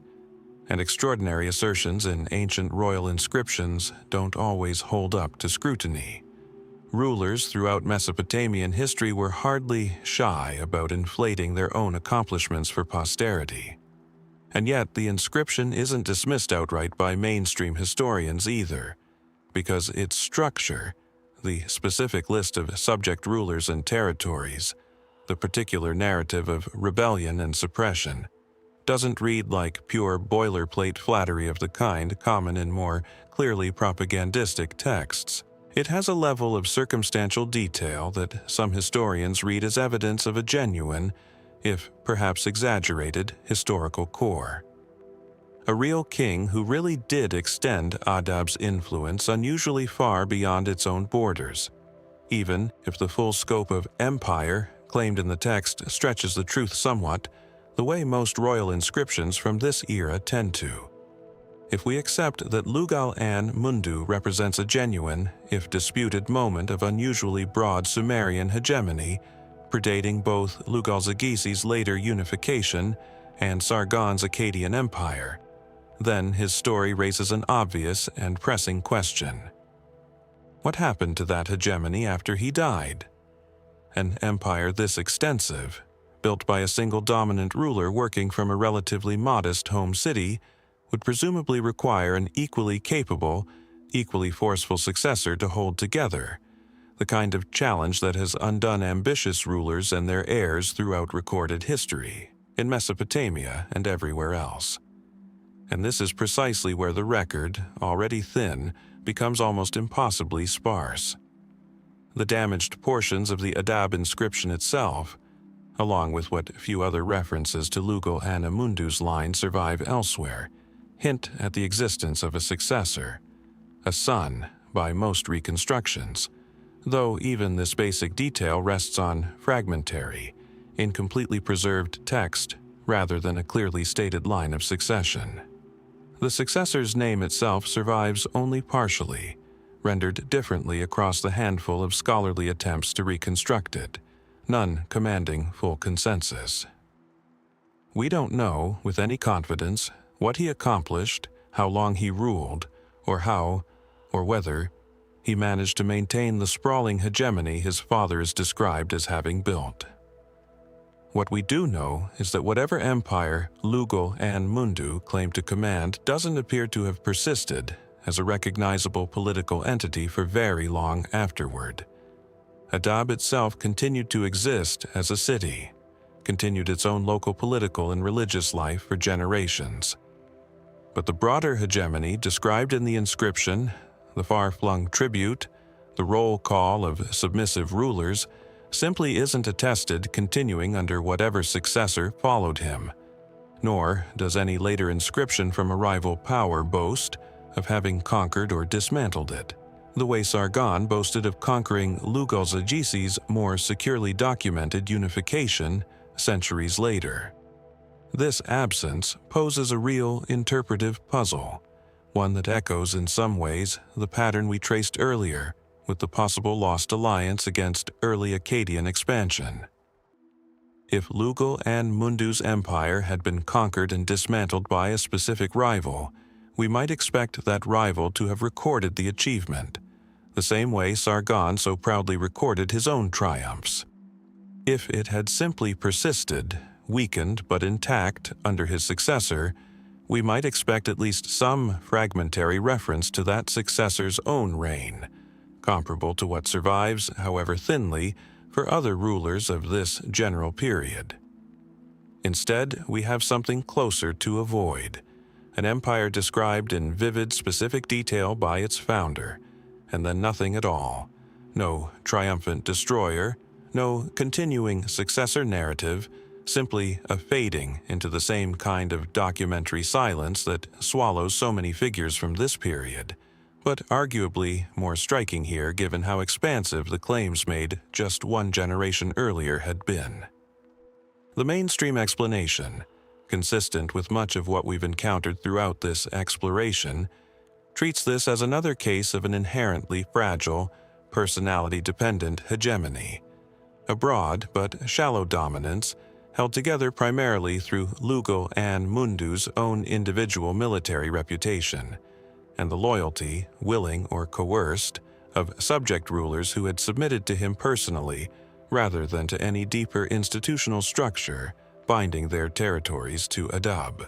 Under this reading, such hegemonies were common enough throughout the early dynastic period and tended to dissolve rapidly once their founding figure died, as subject rulers who had submitted out of necessity or fear reasserted their independence the moment the immediate threat was removed, with no successor, however capable, able to reconstitute quickly enough to prevent the whole structure unraveling within a generation.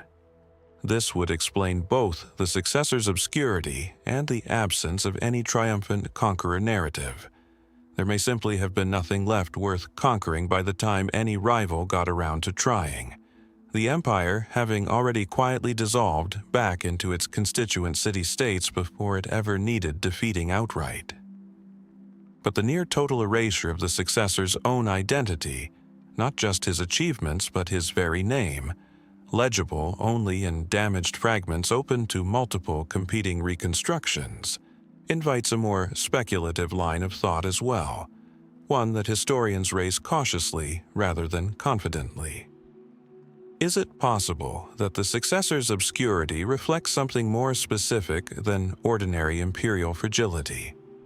A deliberate later downplaying, whether by Adab's own subsequent rulers eager to distance themselves from an overextended and ultimately failed claim to empire, or by scribes elsewhere with little interest in preserving the memory of a successor who had presided, however unwillingly, over the collapse of his father's ambitious legacy. Failure in royal commemorative traditions throughout Mesopotamian history tended to be remembered far less carefully than success when it was recorded at all. A king whose defining feature was inheriting an empire he couldn't hold together may simply have been the kind of ruler nobody, including his own scribes, had much motivation to commemorate in detail.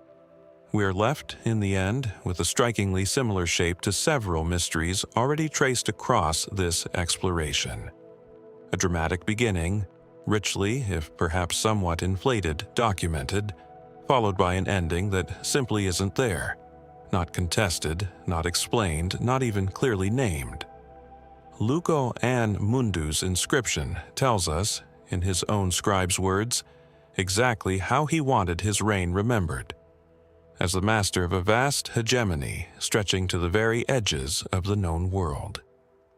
What his successor wanted remembered, or whether anyone cared enough to preserve it either way, is a question the surviving fragments raise but cannot answer.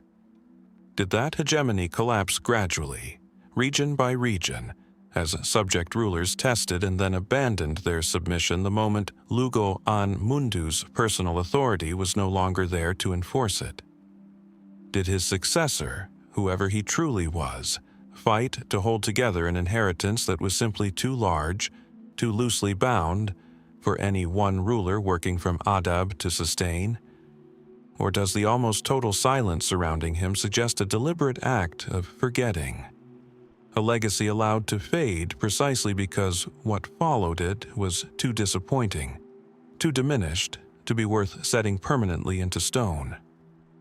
Somewhere in the damaged lines of a copy made long after the fact, a name half survives, belonging to a man who inherited an empire spanning, if his father's own words are to be believed, from one sea to the mountains beyond another, and who then disappeared from history so completely that we cannot even be fully certain what he was called. In the border region once shared, and once bitterly fought over, by the ancient rival cities of Lagash and Umma, archaeologists recovered a limestone boundary marker unlike almost anything else surviving from this early period of Sumerian history. A stele carved to record not a conquest, but a settlement, a formally arbitrated resolution to one of the most persistent and violent territorial disputes in the entire early dynastic world. The inscription names the arbiter who imposed that settlement, measuring the disputed land himself and setting a boundary marker to enforce it, backed by an authority that both warring cities apparently accepted as legitimate enough to obey, at least for a time.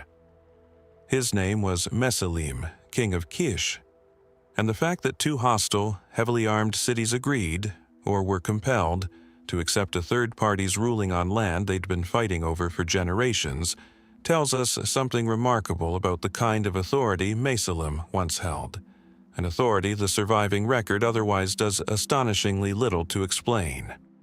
We've spent considerable time in this exploration examining Kish's peculiar relationship to power, a city whose symbolic prestige as the seat of kingship's original descent from the heavens repeatedly outlasted its actual political dominance, collapsing and recovering across centuries in a pattern the sources acknowledge but rarely explain. Mesilim represents something different within that pattern, and in some ways more puzzling. Not a king who lost power to a rival city, the way Ur-Zababa apparently did, but a king who appears, however briefly, to have wielded an almost unique form of super-regional authority, respected or imposed across rival cities that normally answered to no one but themselves, and who then all but disappears from the historical record almost as completely as if he'd never held that authority at all.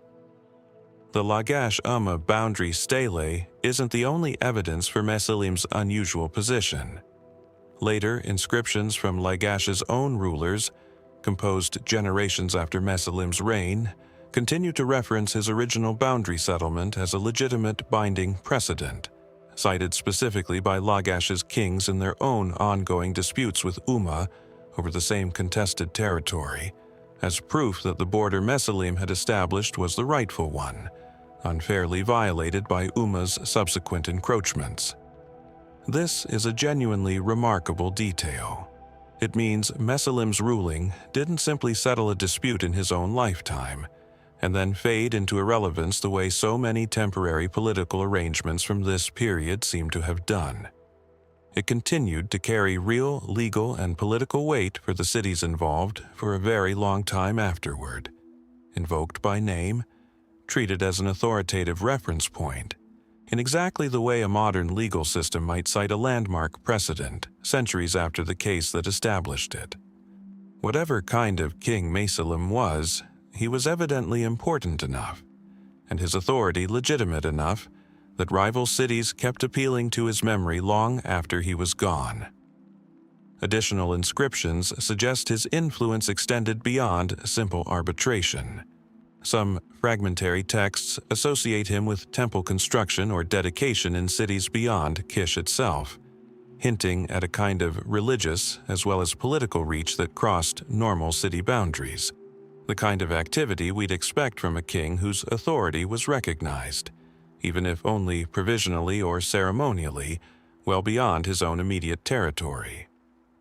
Taken together, this evidence has led many historians to treat Mesilim as one of the earliest Sumerian rulers to exercise something resembling genuine super-regional hegemony, predating both Lugal-Anne-Mundu's disputed empire and Lugalzagesi's later, more thoroughly documented unification of the south. He may represent, in other words, one of the very first attempts in Sumerian history to project a single ruler's authority across multiple independent city-states simultaneously, accepted, or at minimum tolerated, by cities that would spend much of their subsequent history locked in open warfare with one another. And yet, for a king this significant, the biographical record surrounding Mesilim is remarkably threadbare. We don't know with confidence how long he reigned. We don't know the specific circumstances of his rise to whatever position allowed him to arbitrate between Lagash and Umma with an authority both cities apparently respected. We don't know how his reign ended, whether through death, deposition, or some more gradual erosion of the very authority the boundary stele so proudly commemorates. He doesn't appear on most reconstructions of the Sumerian king list in a position that clearly accounts for the scope of influence his inscriptions suggest he actually held, a discrepancy that has puzzled historians trying to reconcile the list's own internal chronology with the independent evidence of Mesilim's apparent stature. A king significant enough to have his ruling cited as binding legal precedent for generations after his death is, by any reasonable measure, a king whose own life and reign should have generated a reasonably substantial documentary trail. Instead, what survives is largely indirect, references by others, citing his authority, rather than a rich contemporary record of his own reign, comparable to what we have, however incompletely, for figures like Lugalzagesi or Sargon. The mainstream explanation for this gap leans, as it so often does throughout this period, on the basic fragility of early Sumerian record survival, an explanation that remains genuinely persuasive, given how much of this era's documentary evidence depended on chance factors of preservation entirely disconnected from a given ruler's actual historical significance. Mesilim may simply have reigned during a period, or left behind records composed on materials that didn't survive the subsequent millennia of rebuilding, flooding, and disturbance nearly as well as the boundary stele itself happened to. A single durable limestone monument, deliberately preserved and referenced by later rulers precisely because of its ongoing legal utility, could easily have outlasted whatever more routine administrative or commemorative texts once existed describing Mesilim's reign in fuller detail. Texts that may have been composed on more perishable materials, or simply never copied and recopied by later scribes the way the boundary settlement itself clearly was, given its continuing practical relevance to Lagash's territorial claims. But there's a more specific puzzle here that the general fragility explanation doesn't fully resolve, and it centers on the peculiar nature of Mesilim's authority itself. Unlike a conquering king, who leaves behind inscriptions boasting of cities sacked and rivals humiliated, Mesilim's surviving reputation rests entirely on his role as an impartial arbiter, a king whose power, at least as it's preserved for us, expressed itself not through domination but through judgment, accepted rather than imposed by force, at least as far as the surviving stele describes it. This is, on its own, an unusual kind of authority for this period and this region, one that doesn't fit neatly into the pattern of conquest and counter-conquest we've traced through so much of this exploration. And unusual authority, some historians have suggested, might have been unusually difficult to sustain or transmit precisely because it didn't rest on the same foundations: military force, dynastic inheritance, direct territorial control, that more conventional Sumerian kingship relied upon. If Mesilim's power depended heavily on some form of broad, perhaps religiously grounded consensus among rival cities willing to accept Kish's ancient prestige as sufficient grounds for accepting his arbitration, that kind of authority may have been inherently personal and non-transferable in a way that made it particularly vulnerable to fading quickly once Mesilim himself was no longer there to embody it, surviving afterward only as a citable precedent, a useful reference point for later disputes, rather than as an ongoing institutional structure that any successor could simply inherit and continue to wield. This reading would help explain why Lagash's later kings kept invoking Mesilim's boundary settlement by name for generations, while apparently having so little else to say about the man who made it. His judgment outlived him because it remained useful, a legitimate precedent worth citing in an ongoing territorial dispute, even after the broader authority that had allowed him to render that judgment in the first place had already dissolved, absorbed back into the more familiar pattern of independent, frequently warring city-states that characterizes so much of this period's history both before and after his reign.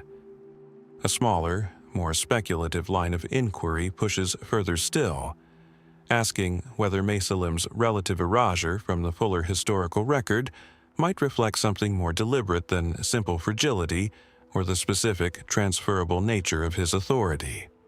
If his arbitration between Lagash and Umma required him to assert an authority effectively superior to both cities' own sovereign rulers, even temporarily, it's possible that neither city had strong institutional motivation, once his direct influence had faded, to preserve a full and flattering record of a king whose intervention, however useful as ongoing legal precedent, also implicitly acknowledged that both cities' own rulers had once been subordinate to an outside arbiter's judgment. Under this reading, later scribal traditions in both cities may have found it more comfortable to preserve the specific, useful fact of the boundary settlement itself, cited as needed in their own ongoing rivalry, while quietly declining to elaborate much further on the broader, more uncomfortable question of just how much authority Mesilim had actually held over their own, supposedly sovereign kings. This remains difficult to demonstrate directly, resting more on the shape of what survives and what conspicuously doesn't, than on any explicit textual evidence of deliberate suppression. But it's a pattern that echoes, in its own way, the same uneasy relationship between memory and inconvenient history we've encountered before in this exploration, most notably in the question of whether a genuine early alliance against Akkadian expansion was ever fully and honestly recorded by the victors who eventually absorbed the cities that may have resisted them. What remains certain is only the shape of the evidence itself, a single durable stone, carved to settle a dispute between two cities that would go on fighting over the same contested land for generations after Mesilim's own reign had ended, invoking his judgment as sacred precedent, even while apparently preserving almost nothing else about who he truly was, how he came to hold the authority the stele so plainly assumes he possessed, or how, in the end, his own reign at Kish came to a close. Was Mesilim's authority a genuine, if short-lived, achievement in supra-regional Sumerian governance, a fragile, personally embodied form of shared legitimacy that simply couldn't outlive the man who created it? Or does the strange imbalance between his cited importance and his near-total personal obscurity suggest something closer to deliberate omission, a king whose full story made both of the cities that remembered him uncomfortable enough, in different ways, to preserve only the parts of his legacy that continued to serve their own interests? The boundary he set into the earth outlasted him by generations.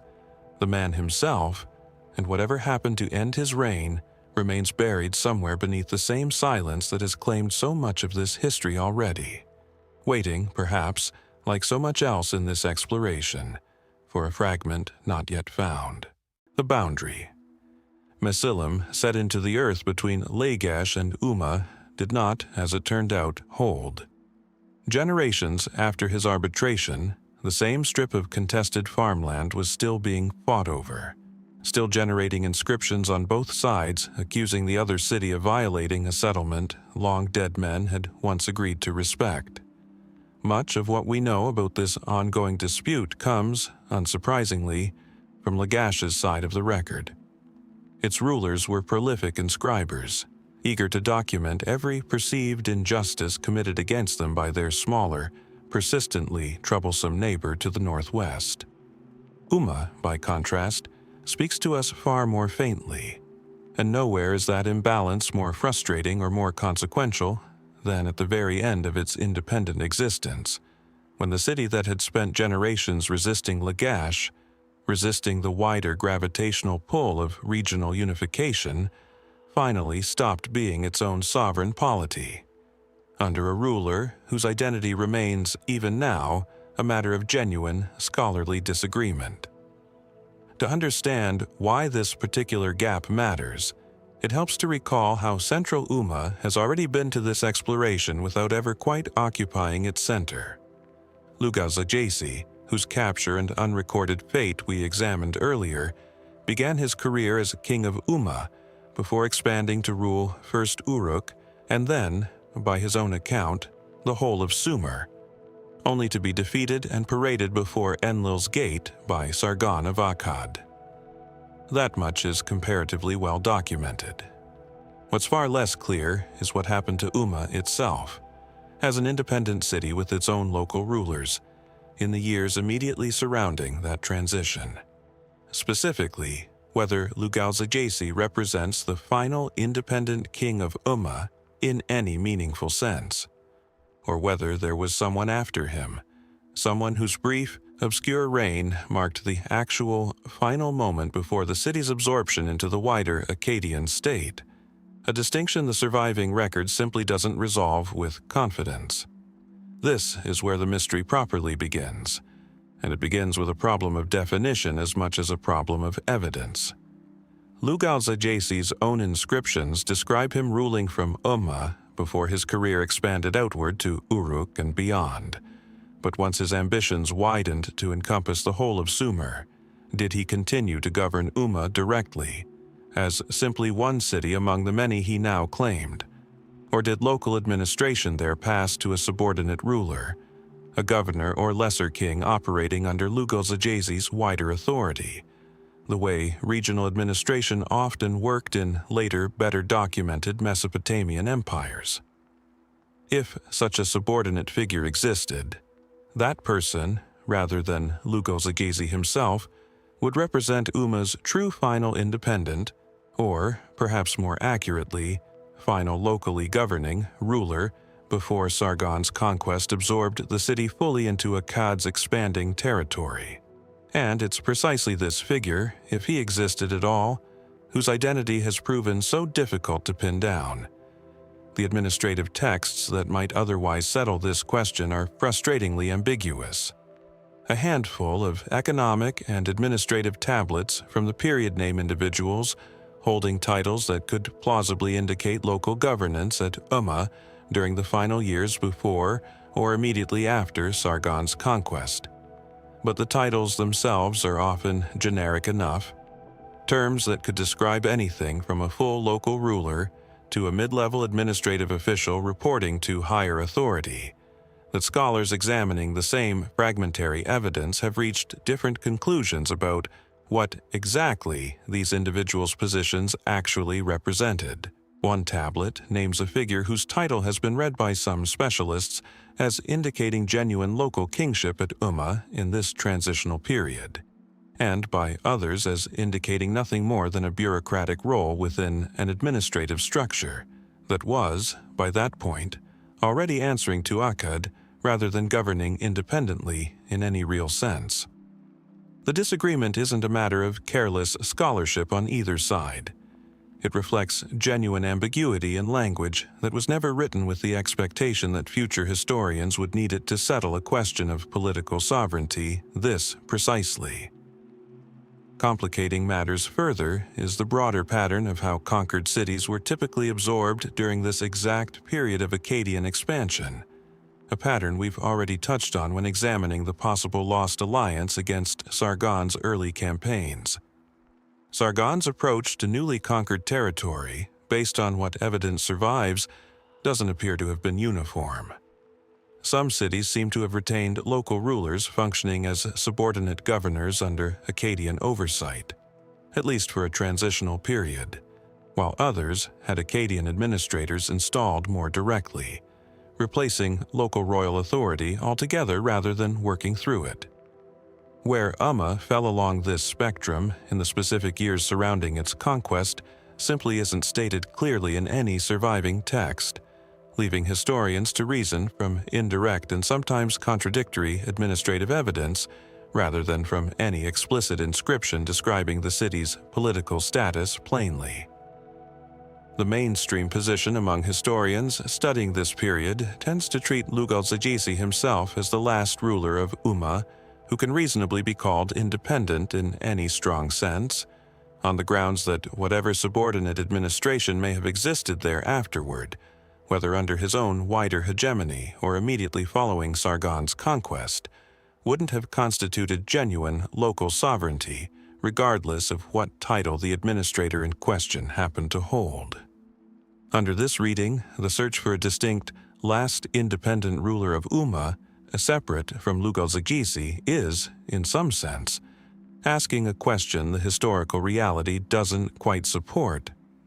Umma's independence effectively ended when Lugalzagesi's own ambitions expanded beyond it, folding the city into a wider Sumerian hegemony from which it never fully re-emerged as its own sovereign polity before Sargon's conquest absorbed it more completely still. But this tidy resolution doesn't entirely satisfy scholars who've looked closely at the specific administrative tablets in question, particularly the one naming a figure whose title some have read as indicating genuine, if brief and subordinate, local kingship. If that reading is correct, even partially, it would suggest a more complicated picture. A period, however short, during which Umma retained some vestige of local royal governance even after Lugalzagesi's attention had shifted elsewhere, administered by a figure whose name survives in the tablet but whose broader biography, circumstances of appointment, and eventual fate remain almost entirely unknown. This would make him, rather than Lugalzagesi, the more literally final local ruler of Umma. A footnote to a footnote, a man who may have held a diminished, subordinate version of kingship for a brief window most surviving sources don't bother to describe in any detail at all, sandwiched between a famous predecessor whose downfall we've already traced and a conquest that, once complete, left little further need for anyone to record what became of him. There's a further layer of uncertainty worth naming, one that echoes something we encountered when examining Queen Kubaba's unusual, specific, occupational background as a tavern keeper before her rise at Kish. Names and titles surviving on isolated administrative tablets, without the surrounding narrative or literary context that helps anchor other rulers we've discussed, are particularly vulnerable to being misread, miscategorized, or simply misunderstood by scholars working many thousands of years removed from the bureaucratic conventions that once made such titles perfectly clear to their original audience. A term that meant one very specific thing to a scribe at Umma in the years immediately following Sargon's conquest may simply not translate cleanly into modern categories like independent king versus subordinate governor at all. The ancient administrative reality may have occupied some middle position that doesn't map neatly onto either label, a nuance that later readers, forced to translate ancient bureaucratic precision into modern political vocabulary, may be flattening or distorting simply by trying to answer the question in the terms we're asking it.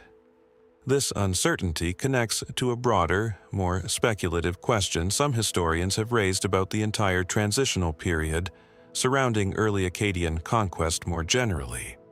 Whether the sharp line modern historians tend to draw between independent Sumerian city-state and Akkadian imperial territory reflects a real, clean transition that actually occurred at a specific, identifiable moment for cities like Umma, or whether it imposes a tidier boundary than the messier historical reality, in which local governance, partial subordination, and full imperial administration may have coexisted, overlapped, or shifted gradually over years, rather than snapping cleanly from one state to the other at a single definable point marked by a single identifiable last ruler.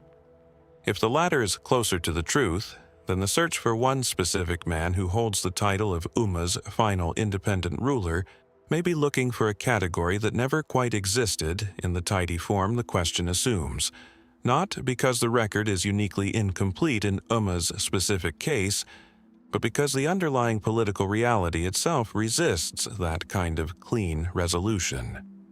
What survives, when all of this is weighed together, is a name on a tablet that may or may not indicate genuine kingship, attached to a city whose most famous ruler had already moved his ambitions elsewhere by the time whatever transition actually happened, absorbed eventually into an empire whose own founding king left behind detailed accounts of the rivals he defeated, but apparently little interest in documenting the administrative fine print of exactly how, or through whom, a relatively minor conquered city like Umma was governed in the specific years immediately following its absorption. Was there a real man, however briefly and however subordinately, who held the last vestige of local kingship at Umma before that title disappeared from the city for good? Or does the very question misunderstand a transition that in reality was never marked by any single, identifiable, last ruler at all, fading instead through gradations of authority too fine for the surviving record, or perhaps even for the ancient administrative categories themselves, to capture with the clarity we'd like now, so many thousands of years later, to have preserved? In the storerooms of several major museums sit thousands of small, unassuming clay tablets recovered from the mound of Girsu, the religious and administrative heart of ancient Lagash. Receipts, ration lists, temple accounts, the ordinary bureaucratic residue of a functioning state, recorded in such overwhelming volume that Lagash is, in many respects, one of the best documented cities in the entire Sumerian world. This abundance is precisely what makes one particular gap in Lagash's history so striking. We've drawn on Lagash's own inscriptions repeatedly throughout this exploration. Its bitter, generations-long territorial dispute with Umma, its citation of Mesilim's boundary judgment as binding legal precedent, its detailed complaints about violations of that same boundary decades and centuries after the fact. A city this prolific in recording its own grievances, achievements, and everyday administration should be among the last places we'd expect to find an entire stretch of missing kings.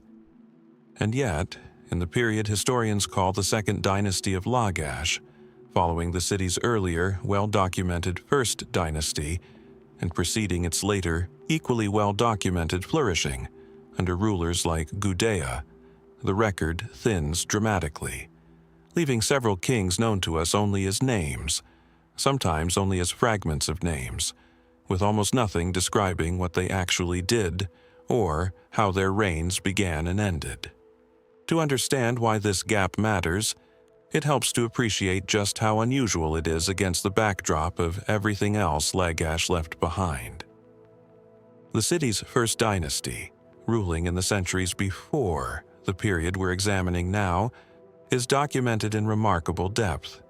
Inscriptions from rulers detailing military campaigns against Umma, temple construction projects, administrative reforms, even in one famous and unusually candid case, a ruler's account of correcting the abuses and corruption of his own predecessor's administration. This is a dynasty whose internal politics, external conflicts, and religious life we can reconstruct with a level of confidence that would be the envy of historians working on almost any other Sumerian city in this early period. Lagash's later flourishing, generations afterward, is equally rich, producing some of the most celebrated royal inscriptions and statuary to survive from the entire Sumerian world. Between these two well-lit stretches of history sits a darker span, the Second Dynasty, where the same city that documented so much else about itself suddenly, and for reasons that aren't entirely clear, stops telling us very much at all. The basic outline, such as it is, comes primarily from later king lists and a handful of scattered references and texts composed after the period itself, rather than from a substantial body of contemporary inscriptions produced by the Second Dynasty's own rulers. This is itself an important clue, and one worth sitting with. It's not simply that we lack detail about what these kings accomplished. It's that we largely lack their own voices altogether, in a city whose earlier and later rulers were, by contrast, remarkably eager to speak for themselves, in stone and clay, about their own achievements. A small number of economic and administrative tablets from Girsu can be tentatively dated to this general period, confirming that Lagash continued to function as an administered state throughout. Temple accounts were kept, rations were distributed, the ordinary business of governance carried on. But the royal inscriptions that would normally tell us who was actually sitting on the throne while all this administrative activity continued, and what that ruler considered worth commemorating about his own reign, are conspicuously thin, in some cases reduced to little more than a name appearing in an offering list or a brief administrative reference, without any accompanying narrative of accomplishment, conflict, or legacy. This raises an obvious and uncomfortable question. If Lagash's bureaucracy kept functioning smoothly enough to generate all these ordinary administrative records, why did its rulers, during this specific stretch, apparently stop producing the kind of self-commemorating royal inscriptions that both the dynasty before and the dynasty after found so important? Several possible answers exist, and mainstream historians tend to favor explanations rooted in political circumstance rather than anything more dramatic. One widely considered possibility is that the Second Dynasty of Lagash ruled during a period of reduced political autonomy, a stretch when the city, while continuing to function administratively, existed under the shadow or direct oversight of a larger regional power, whether an early Akkadian successor state in the turbulent years following the collapse of Sargon's original empire, or some other dominant city temporarily asserting authority over the wider south.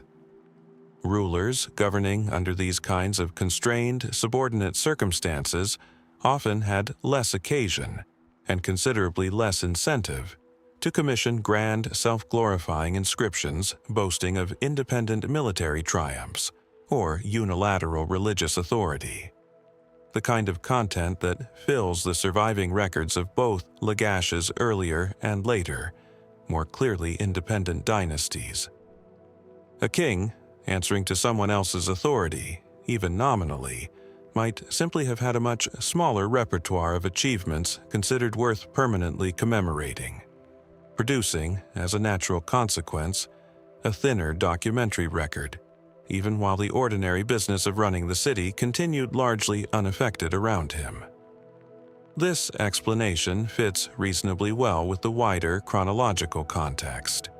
The period generally associated with Lagash's second dynasty overlaps, at least broadly, with the turbulent years following the height of Akkadian power, a stretch of Mesopotamian history marked by significant political instability more generally, as the empire built by Sargon and expanded by his immediate successors began facing internal and external pressures that eventually led to its own fragmentation. A regional power in flux, its subordinate cities uncertain of exactly how much autonomy they currently possessed or were likely to retain, is precisely the kind of environment in which local rulers might produce administrative records reflexively, simply to keep daily governance functioning, while producing far fewer grand commemorative inscriptions, uncertain of exactly what claims to authority or achievement they could safely make without provoking a stronger neighboring power. But this explanation, while broadly persuasive, doesn't fully account for the sheer thinness of even basic biographical detail attached to these kings' names, nor for the genuine uncertainty that still surrounds exactly how many rulers belonged to this dynasty, in what order, and for how long each of them reigned.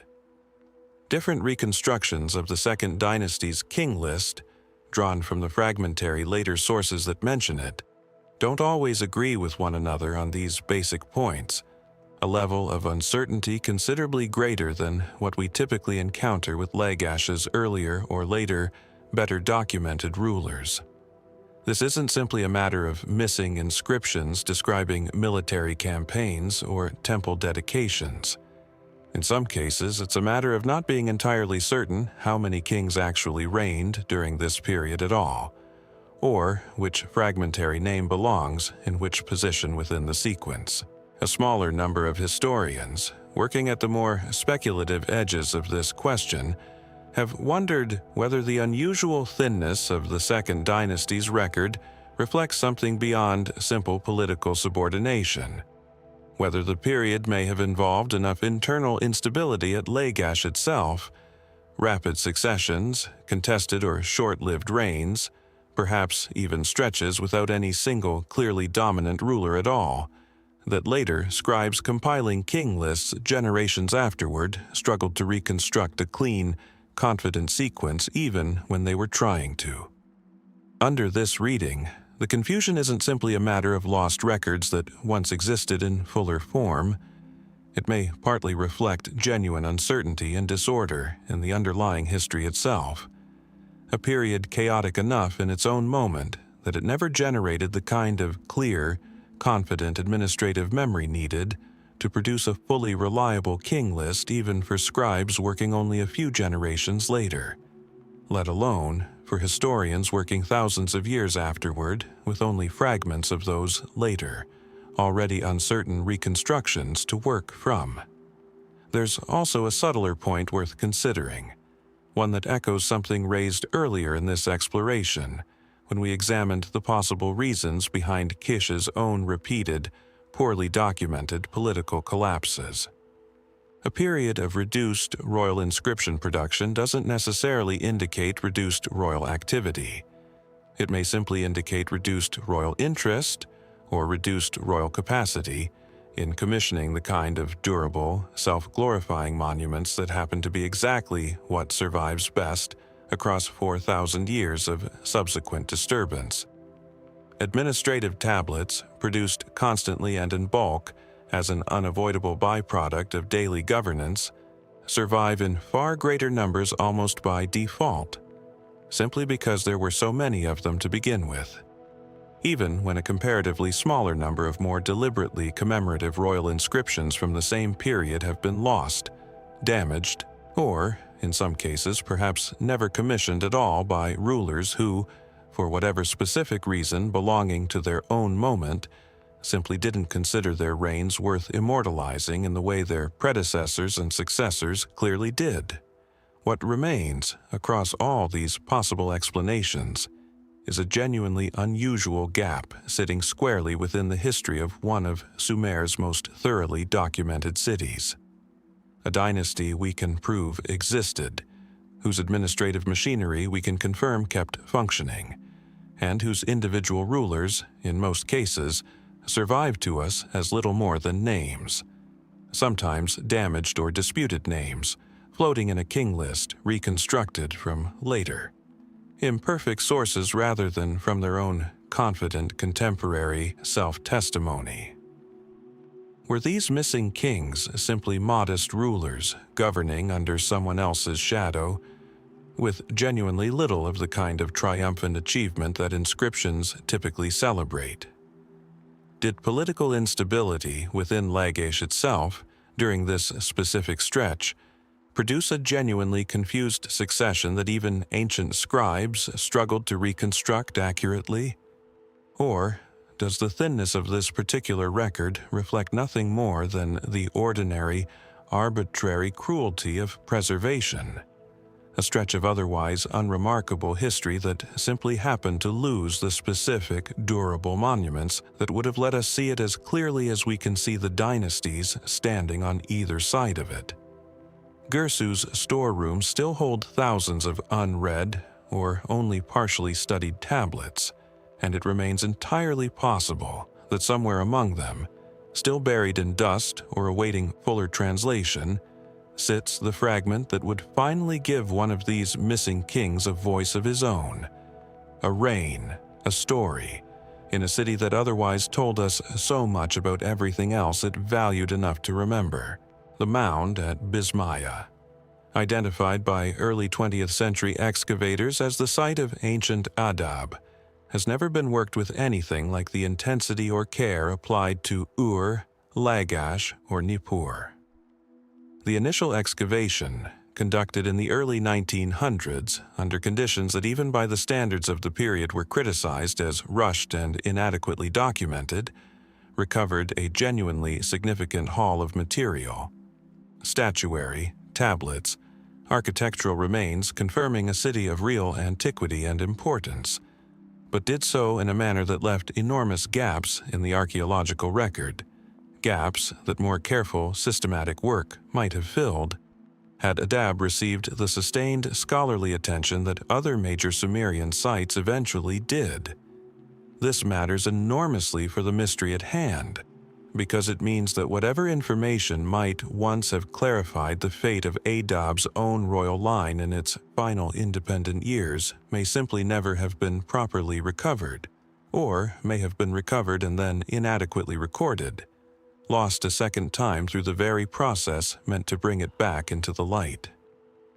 We've already encountered Adab once in this exploration, through the figure of Lugal-Anne-Mundu and his sweeping disputed claims to hegemony, stretching from the Mediterranean to the mountains of Iran, claims whose successor we found nearly impossible to trace with any confidence, the son's very name surviving only in damaged, disputed fragments.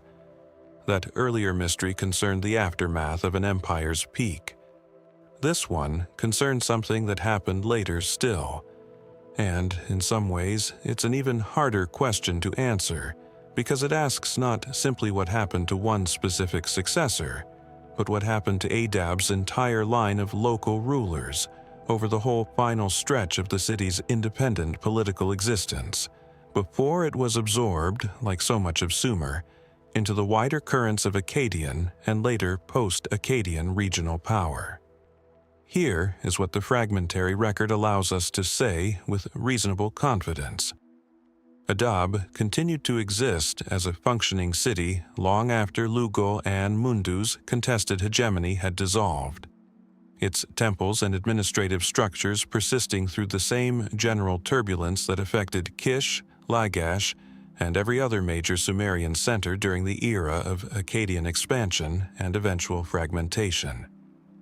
A small number of later rulers associated with Adab appear in scattered inscriptions and administrative references, confirming that the city maintained some form of local governance for a considerable stretch of time afterward. But as we move closer to the actual end of that independent local governance, the point at which Adab's own rulers, whoever they were by that point, ceased to function as meaningfully autonomous kings, and the city was absorbed more fully into whatever larger political structure eventually claimed it. The record doesn't merely thin. It essentially stops, leaving us without even the bare skeleton of names and approximate dates that we've been able to piece together, however imperfectly, for the final rulers of cities like Umma or the missing kings of Lagash's second dynasty. This is worth sitting with as its own distinct kind of mystery, different in shape from most of what we've examined so far. With Umma, we at least had a specific, if ambiguous, administrative tablet naming a possible final local ruler, even if scholars disagree about what his title actually meant. With Lagash's second dynasty, we have a reconstructed, if uncertain and contested, sequence of names drawn from later king lists. With Adab's final independent rulers, we largely lack even that much. Not a disputed name, but frequently no name at all. No clear administrative reference marking the specific transition from local Adab kingship to whatever absorbed it. No later inscription from any other city boasting of having conquered or annexed Adab specifically, the way Sargon boasted of Lugalzagesi or Ur-Zababa's court was remembered, however unreliably, through legend.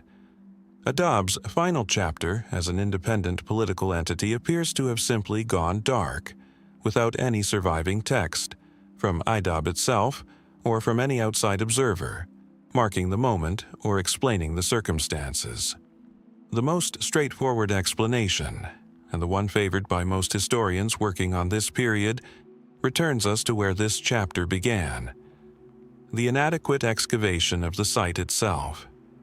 Bismaya's early, rushed excavation prioritized the recovery of impressive individual objects, statuary, striking inscriptions, material suitable for museum display, over the kind of careful, comprehensive, stratigraphic recording that later archaeological methodology would demand, and that might have preserved a far fuller picture of Adab's final administrative period, including whatever tablets or inscriptions documented its last local rulers and the specific circumstances of their disappearance from independent authority. Under this reading, the mystery isn't really about ancient silence at all. It's about modern loss, a gap created not by what the Sumerians themselves failed to record, but by what early 20th century archaeology failed to properly recover and document once it was found.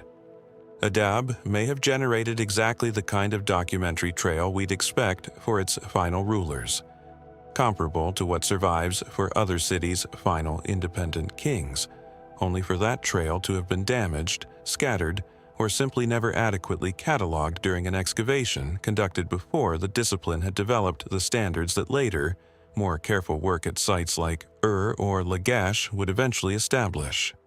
This explanation is persuasive, and it fits a pattern we should take seriously. Adab's relative archaeological neglect, compared to its clear historical importance as attested by Lugal-Anne-Mundu's own inscription, is itself well documented and widely acknowledged among specialists in the field. But it doesn't entirely close the question, because it leaves open a further possibility that some historians have raised more cautiously, that even a more careful, more modern excavation of Bismaya might not fully resolve this particular gap, because the underlying ancient reality itself may have involved a genuinely unusual, poorly documented transition, one that later Sumerian tradition, for reasons we can only speculate about, simply didn't preserve with the same clarity it applied to the endings of other comparable cities. One line of thought here connects back to something we touched on when examining Lugal-Anne-Mundu's own disputed hegemony and his nearly erased successor. If Adab's broader reputation, by the time of its final independent rulers, had already been shaped by the memory of an earlier ruler's grandiose, ultimately unsustained imperial claims that some later scribes may have regarded with mixed feelings, an embarrassing overreach as much as a genuine achievement, it's possible that Adab's subsequent political history, including its eventual loss of independence, simply held less narrative interest for scribal traditions being composed and preserved elsewhere, in cities like Lagash or Ur, that had their own, more flattering stories to tell about themselves. A city whose greatest claim to fame rested on a contested, possibly exaggerated empire that had already dissolved once before might not have generated much sympathetic interest from outside chroniclers when its actual, final loss of independence occurred. Whatever form that loss ultimately took, conquest, gradual absorption, or some other transition the surviving fragments simply don't specify. A more speculative possibility, raised by a smaller number of researchers working at the edges of this question, wonders whether Adab's final rulers might have overseen a transition unusual enough in its own right to have complicated straightforward commemoration by anyone involved. Perhaps a negotiated absorption into a larger neighboring power rather than a dramatic conquest, the kind of quiet, undramatic political transition that, as we've seen repeatedly throughout this exploration, tends to generate far less surviving documentation than a decisive military defeat, simply because negotiated transitions rarely produce the kind of triumphant inscriptions that conquerors like Sargon were so eager to commission. If Adab's independence ended not with an enemy king boasting of capture and humiliation at Enlil's gate, but with some quieter, more administrative absorption into a larger state structure, negotiated or accepted by Adab's own final rulers under pressure, too gradual or too complex to generate a single dramatic narrative moment, that alone could explain why no triumphant outside record survives alongside the equally thin internal one. The ending, in other words, may not have been dramatic enough in the moment for anyone on either side to feel it was worth carving permanently into stone. What we're left with, in the end, is a doubled uncertainty, rare even within an exploration that has, by now, encountered a great deal of uncertainty already. A city whose final political chapter is obscured both by what the ancient world may genuinely have failed to record in detail, and by what modern archaeology, working too quickly and too long ago, may have failed to properly recover once it was found. Somewhere beneath the still only partially explored mound at Bismaya, in tablets never fully catalogued or never yet excavated at all, the names of Adab's last independent rulers may still exist, waiting for archaeological attention the site has never quite received in the way its clear historical importance would seem to warrant. Did Adab's independence end in the same kind of dramatic conquest that claimed so many other Sumerian cities during this turbulent era? Its final rulers simply erased from a fragmentary record too incomplete to have preserved even their names. Or did the city's last kings oversee something quieter? A gradual, negotiated absorption into someone else's authority, undramatic enough that no one on either side thought it required the kind of monument that tends to survive 4,000 years of subsequent history? The mound at Bismaya keeps whatever answer it holds largely to itself, unexcavated in the places that might matter most. A city whose beginning we can trace through one king's sweeping contested boasts, and whose ending remains, for now, as unmarked as if it had simply never happened at all, carved into a cylinder seal recovered from the region of Mesopotamia and dated to a period well after his purported reign. A striking image survives. A man ascending through the sky, borne upward on the outstretched wings of an eagle, reaching toward something beyond the frame of the composition itself. Later, Akkadian period seals repeat the same scene with remarkable consistency, suggesting a story so well known, so deeply embedded in the region's cultural memory, that artisans across generations felt no need to explain what viewers were looking at.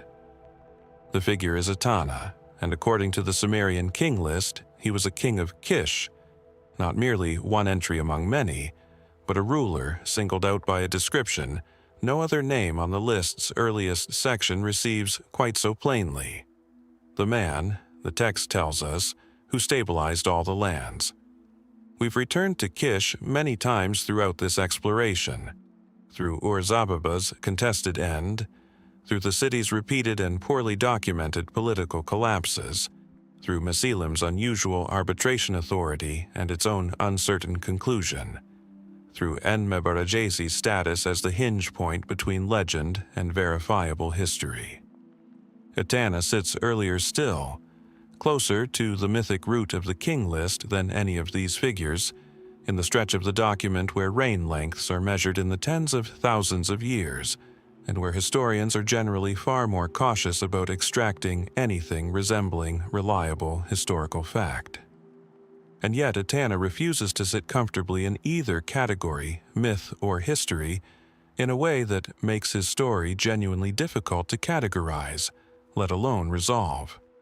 The literary tradition surrounding him, preserved in various versions across cuneiform tablets, spanning well over 1,000 years of continued copying and adaptation, tells a story with real narrative sophistication.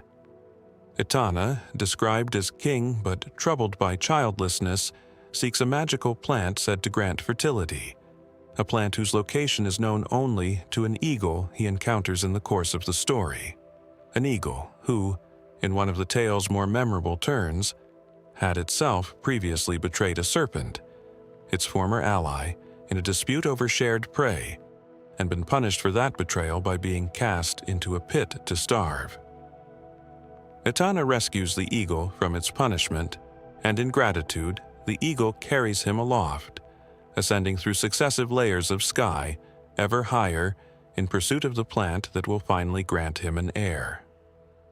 Various versions of the text differ on how the flight resolves, some suggesting Etana grows fearful and the flight fails part way, others implying a more complete ascent, but the through line across the tradition is consistent.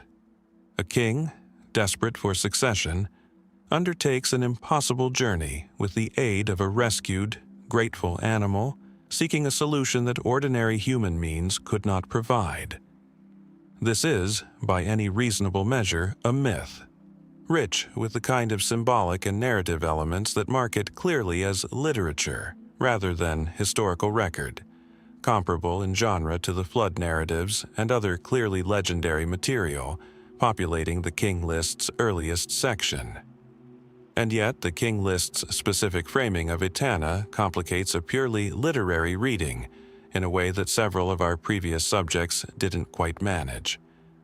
Unlike the flood itself, or the earliest, most obviously mythologized rulers preceding him, Etana is given that unusually specific epithet, stabilizer of all the lands, phrasing that reads less like straightforward legendary flourish, and more like the kind of political or administrative claim we'd expect attached to a genuinely significant, if imperfectly remembered historical figure. Kings later in Sumerian history, men we have far more confidence actually existed, receive similar language in their own inscriptions when describing consolidation of territory or resolution of internal conflict. Why would such specific, functional political language be attached to a figure otherwise defined entirely by a fantastical eagle flight myth, unless some genuine historical memory, however distorted by subsequent retelling, sat somewhere beneath the story? This is precisely the puzzle that has occupied historians examining Etana for well over a century. Not simply whether the eagle flight narrative is literally true, which essentially no serious scholar believes, but whether a real king by this name once ruled at Kish during a genuinely unstable, fragmented period early in Sumerian history, and whether that king's real accomplishment, perhaps some genuine consolidation of territory, or resolution of the kind of internal instability we've traced so extensively throughout Kish's later history, was gradually transformed across centuries of oral and then written retelling into the fantastical ascent narrative that eventually became the dominant and ultimately only way his memory survived. The mainstream position treats this as a plausible, even likely scenario, consistent with how legendary material tends to develop around genuinely significant historical figures throughout many different ancient cultures. A real achievement, real enough to generate lasting fame, gradually accumulating symbolic and mythological elaboration across generations of retelling until the literal historical kernel becomes difficult or impossible to separate from the narrative structure that grew up around it. Under this reading, stabilizer of all the lands may preserve a genuine, if vague, folk memory of Etana having achieved some real and significant political consolidation during a period of Kish's early history, about which we otherwise have essentially no independent information at all, with the eagle and the search for the fertility plant representing later narrative elaboration, added by generations of scribes and storytellers working from a name and a general reputation for greatness, rather than from any detailed factual account of what that greatness actually consisted of. This explanation, while reasonable, runs into an honest and significant limitation. We have no independent corroboration whatsoever, archaeological or textual, confirming Etana's historical existence, comparable to the fragment that confirmed Enmebaragesi. No contemporary inscription bearing his name has been recovered. No administrative reference from anywhere near his purported period of reign exists to anchor him the way even a single damaged stone vessel anchored Enmebaragesi's reality. Everything we have comes either from the king list itself, composed and copied many centuries after the period it describes, or from the literary eagle flight tradition, which even in its earliest surviving versions is already, quite openly, myth rather than historical record. This leaves Etana in a genuinely uncertain position, more uncertain than several of the other figures we've examined throughout this exploration. Not confidently historical, the way Enmebaragesi or Mesilim can reasonably be treated, but not quite pure myth either, given the oddly specific functional language the king list attaches to his memory. A more speculative line of thinking, raised by researchers working at the edges of this question, wonders whether Etana's story might actually preserve something different from a single distorted historical memory, whether it might represent a kind of composite, an accumulated tradition drawing on the vague, half-remembered achievements of an entire unstable early period at Kish, folded together over generations into a single symbolic figure whose name became attached to the general concept of stabilization itself, rather than to one specific identifiable historical ruler. Under this reading, asking who was the real Etana may be asking a question the underlying tradition was never actually built to answer, in the same way that certain later folk heroes across many different cultures accumulate the achievements and reputations of multiple real, now unidentifiable historical figures into a single memorable, mythologized name. This remains genuinely speculative, resting more on comparative patterns observed in other oral traditions than on any specific evidence unique to Etana's case, but it offers one plausible way of accounting for the peculiar gap between his oddly specific political epithet and the complete absence of any corroborating historical detail beneath it. What makes Etana's case distinct from most others we've traced in this exploration is that the uncertainty here isn't really about a documented figure's undocumented ending, the pattern we've followed so many times already, from Ur-Zababa to Lugalzagesi to Mesilim. It's about something closer to the opposite problem.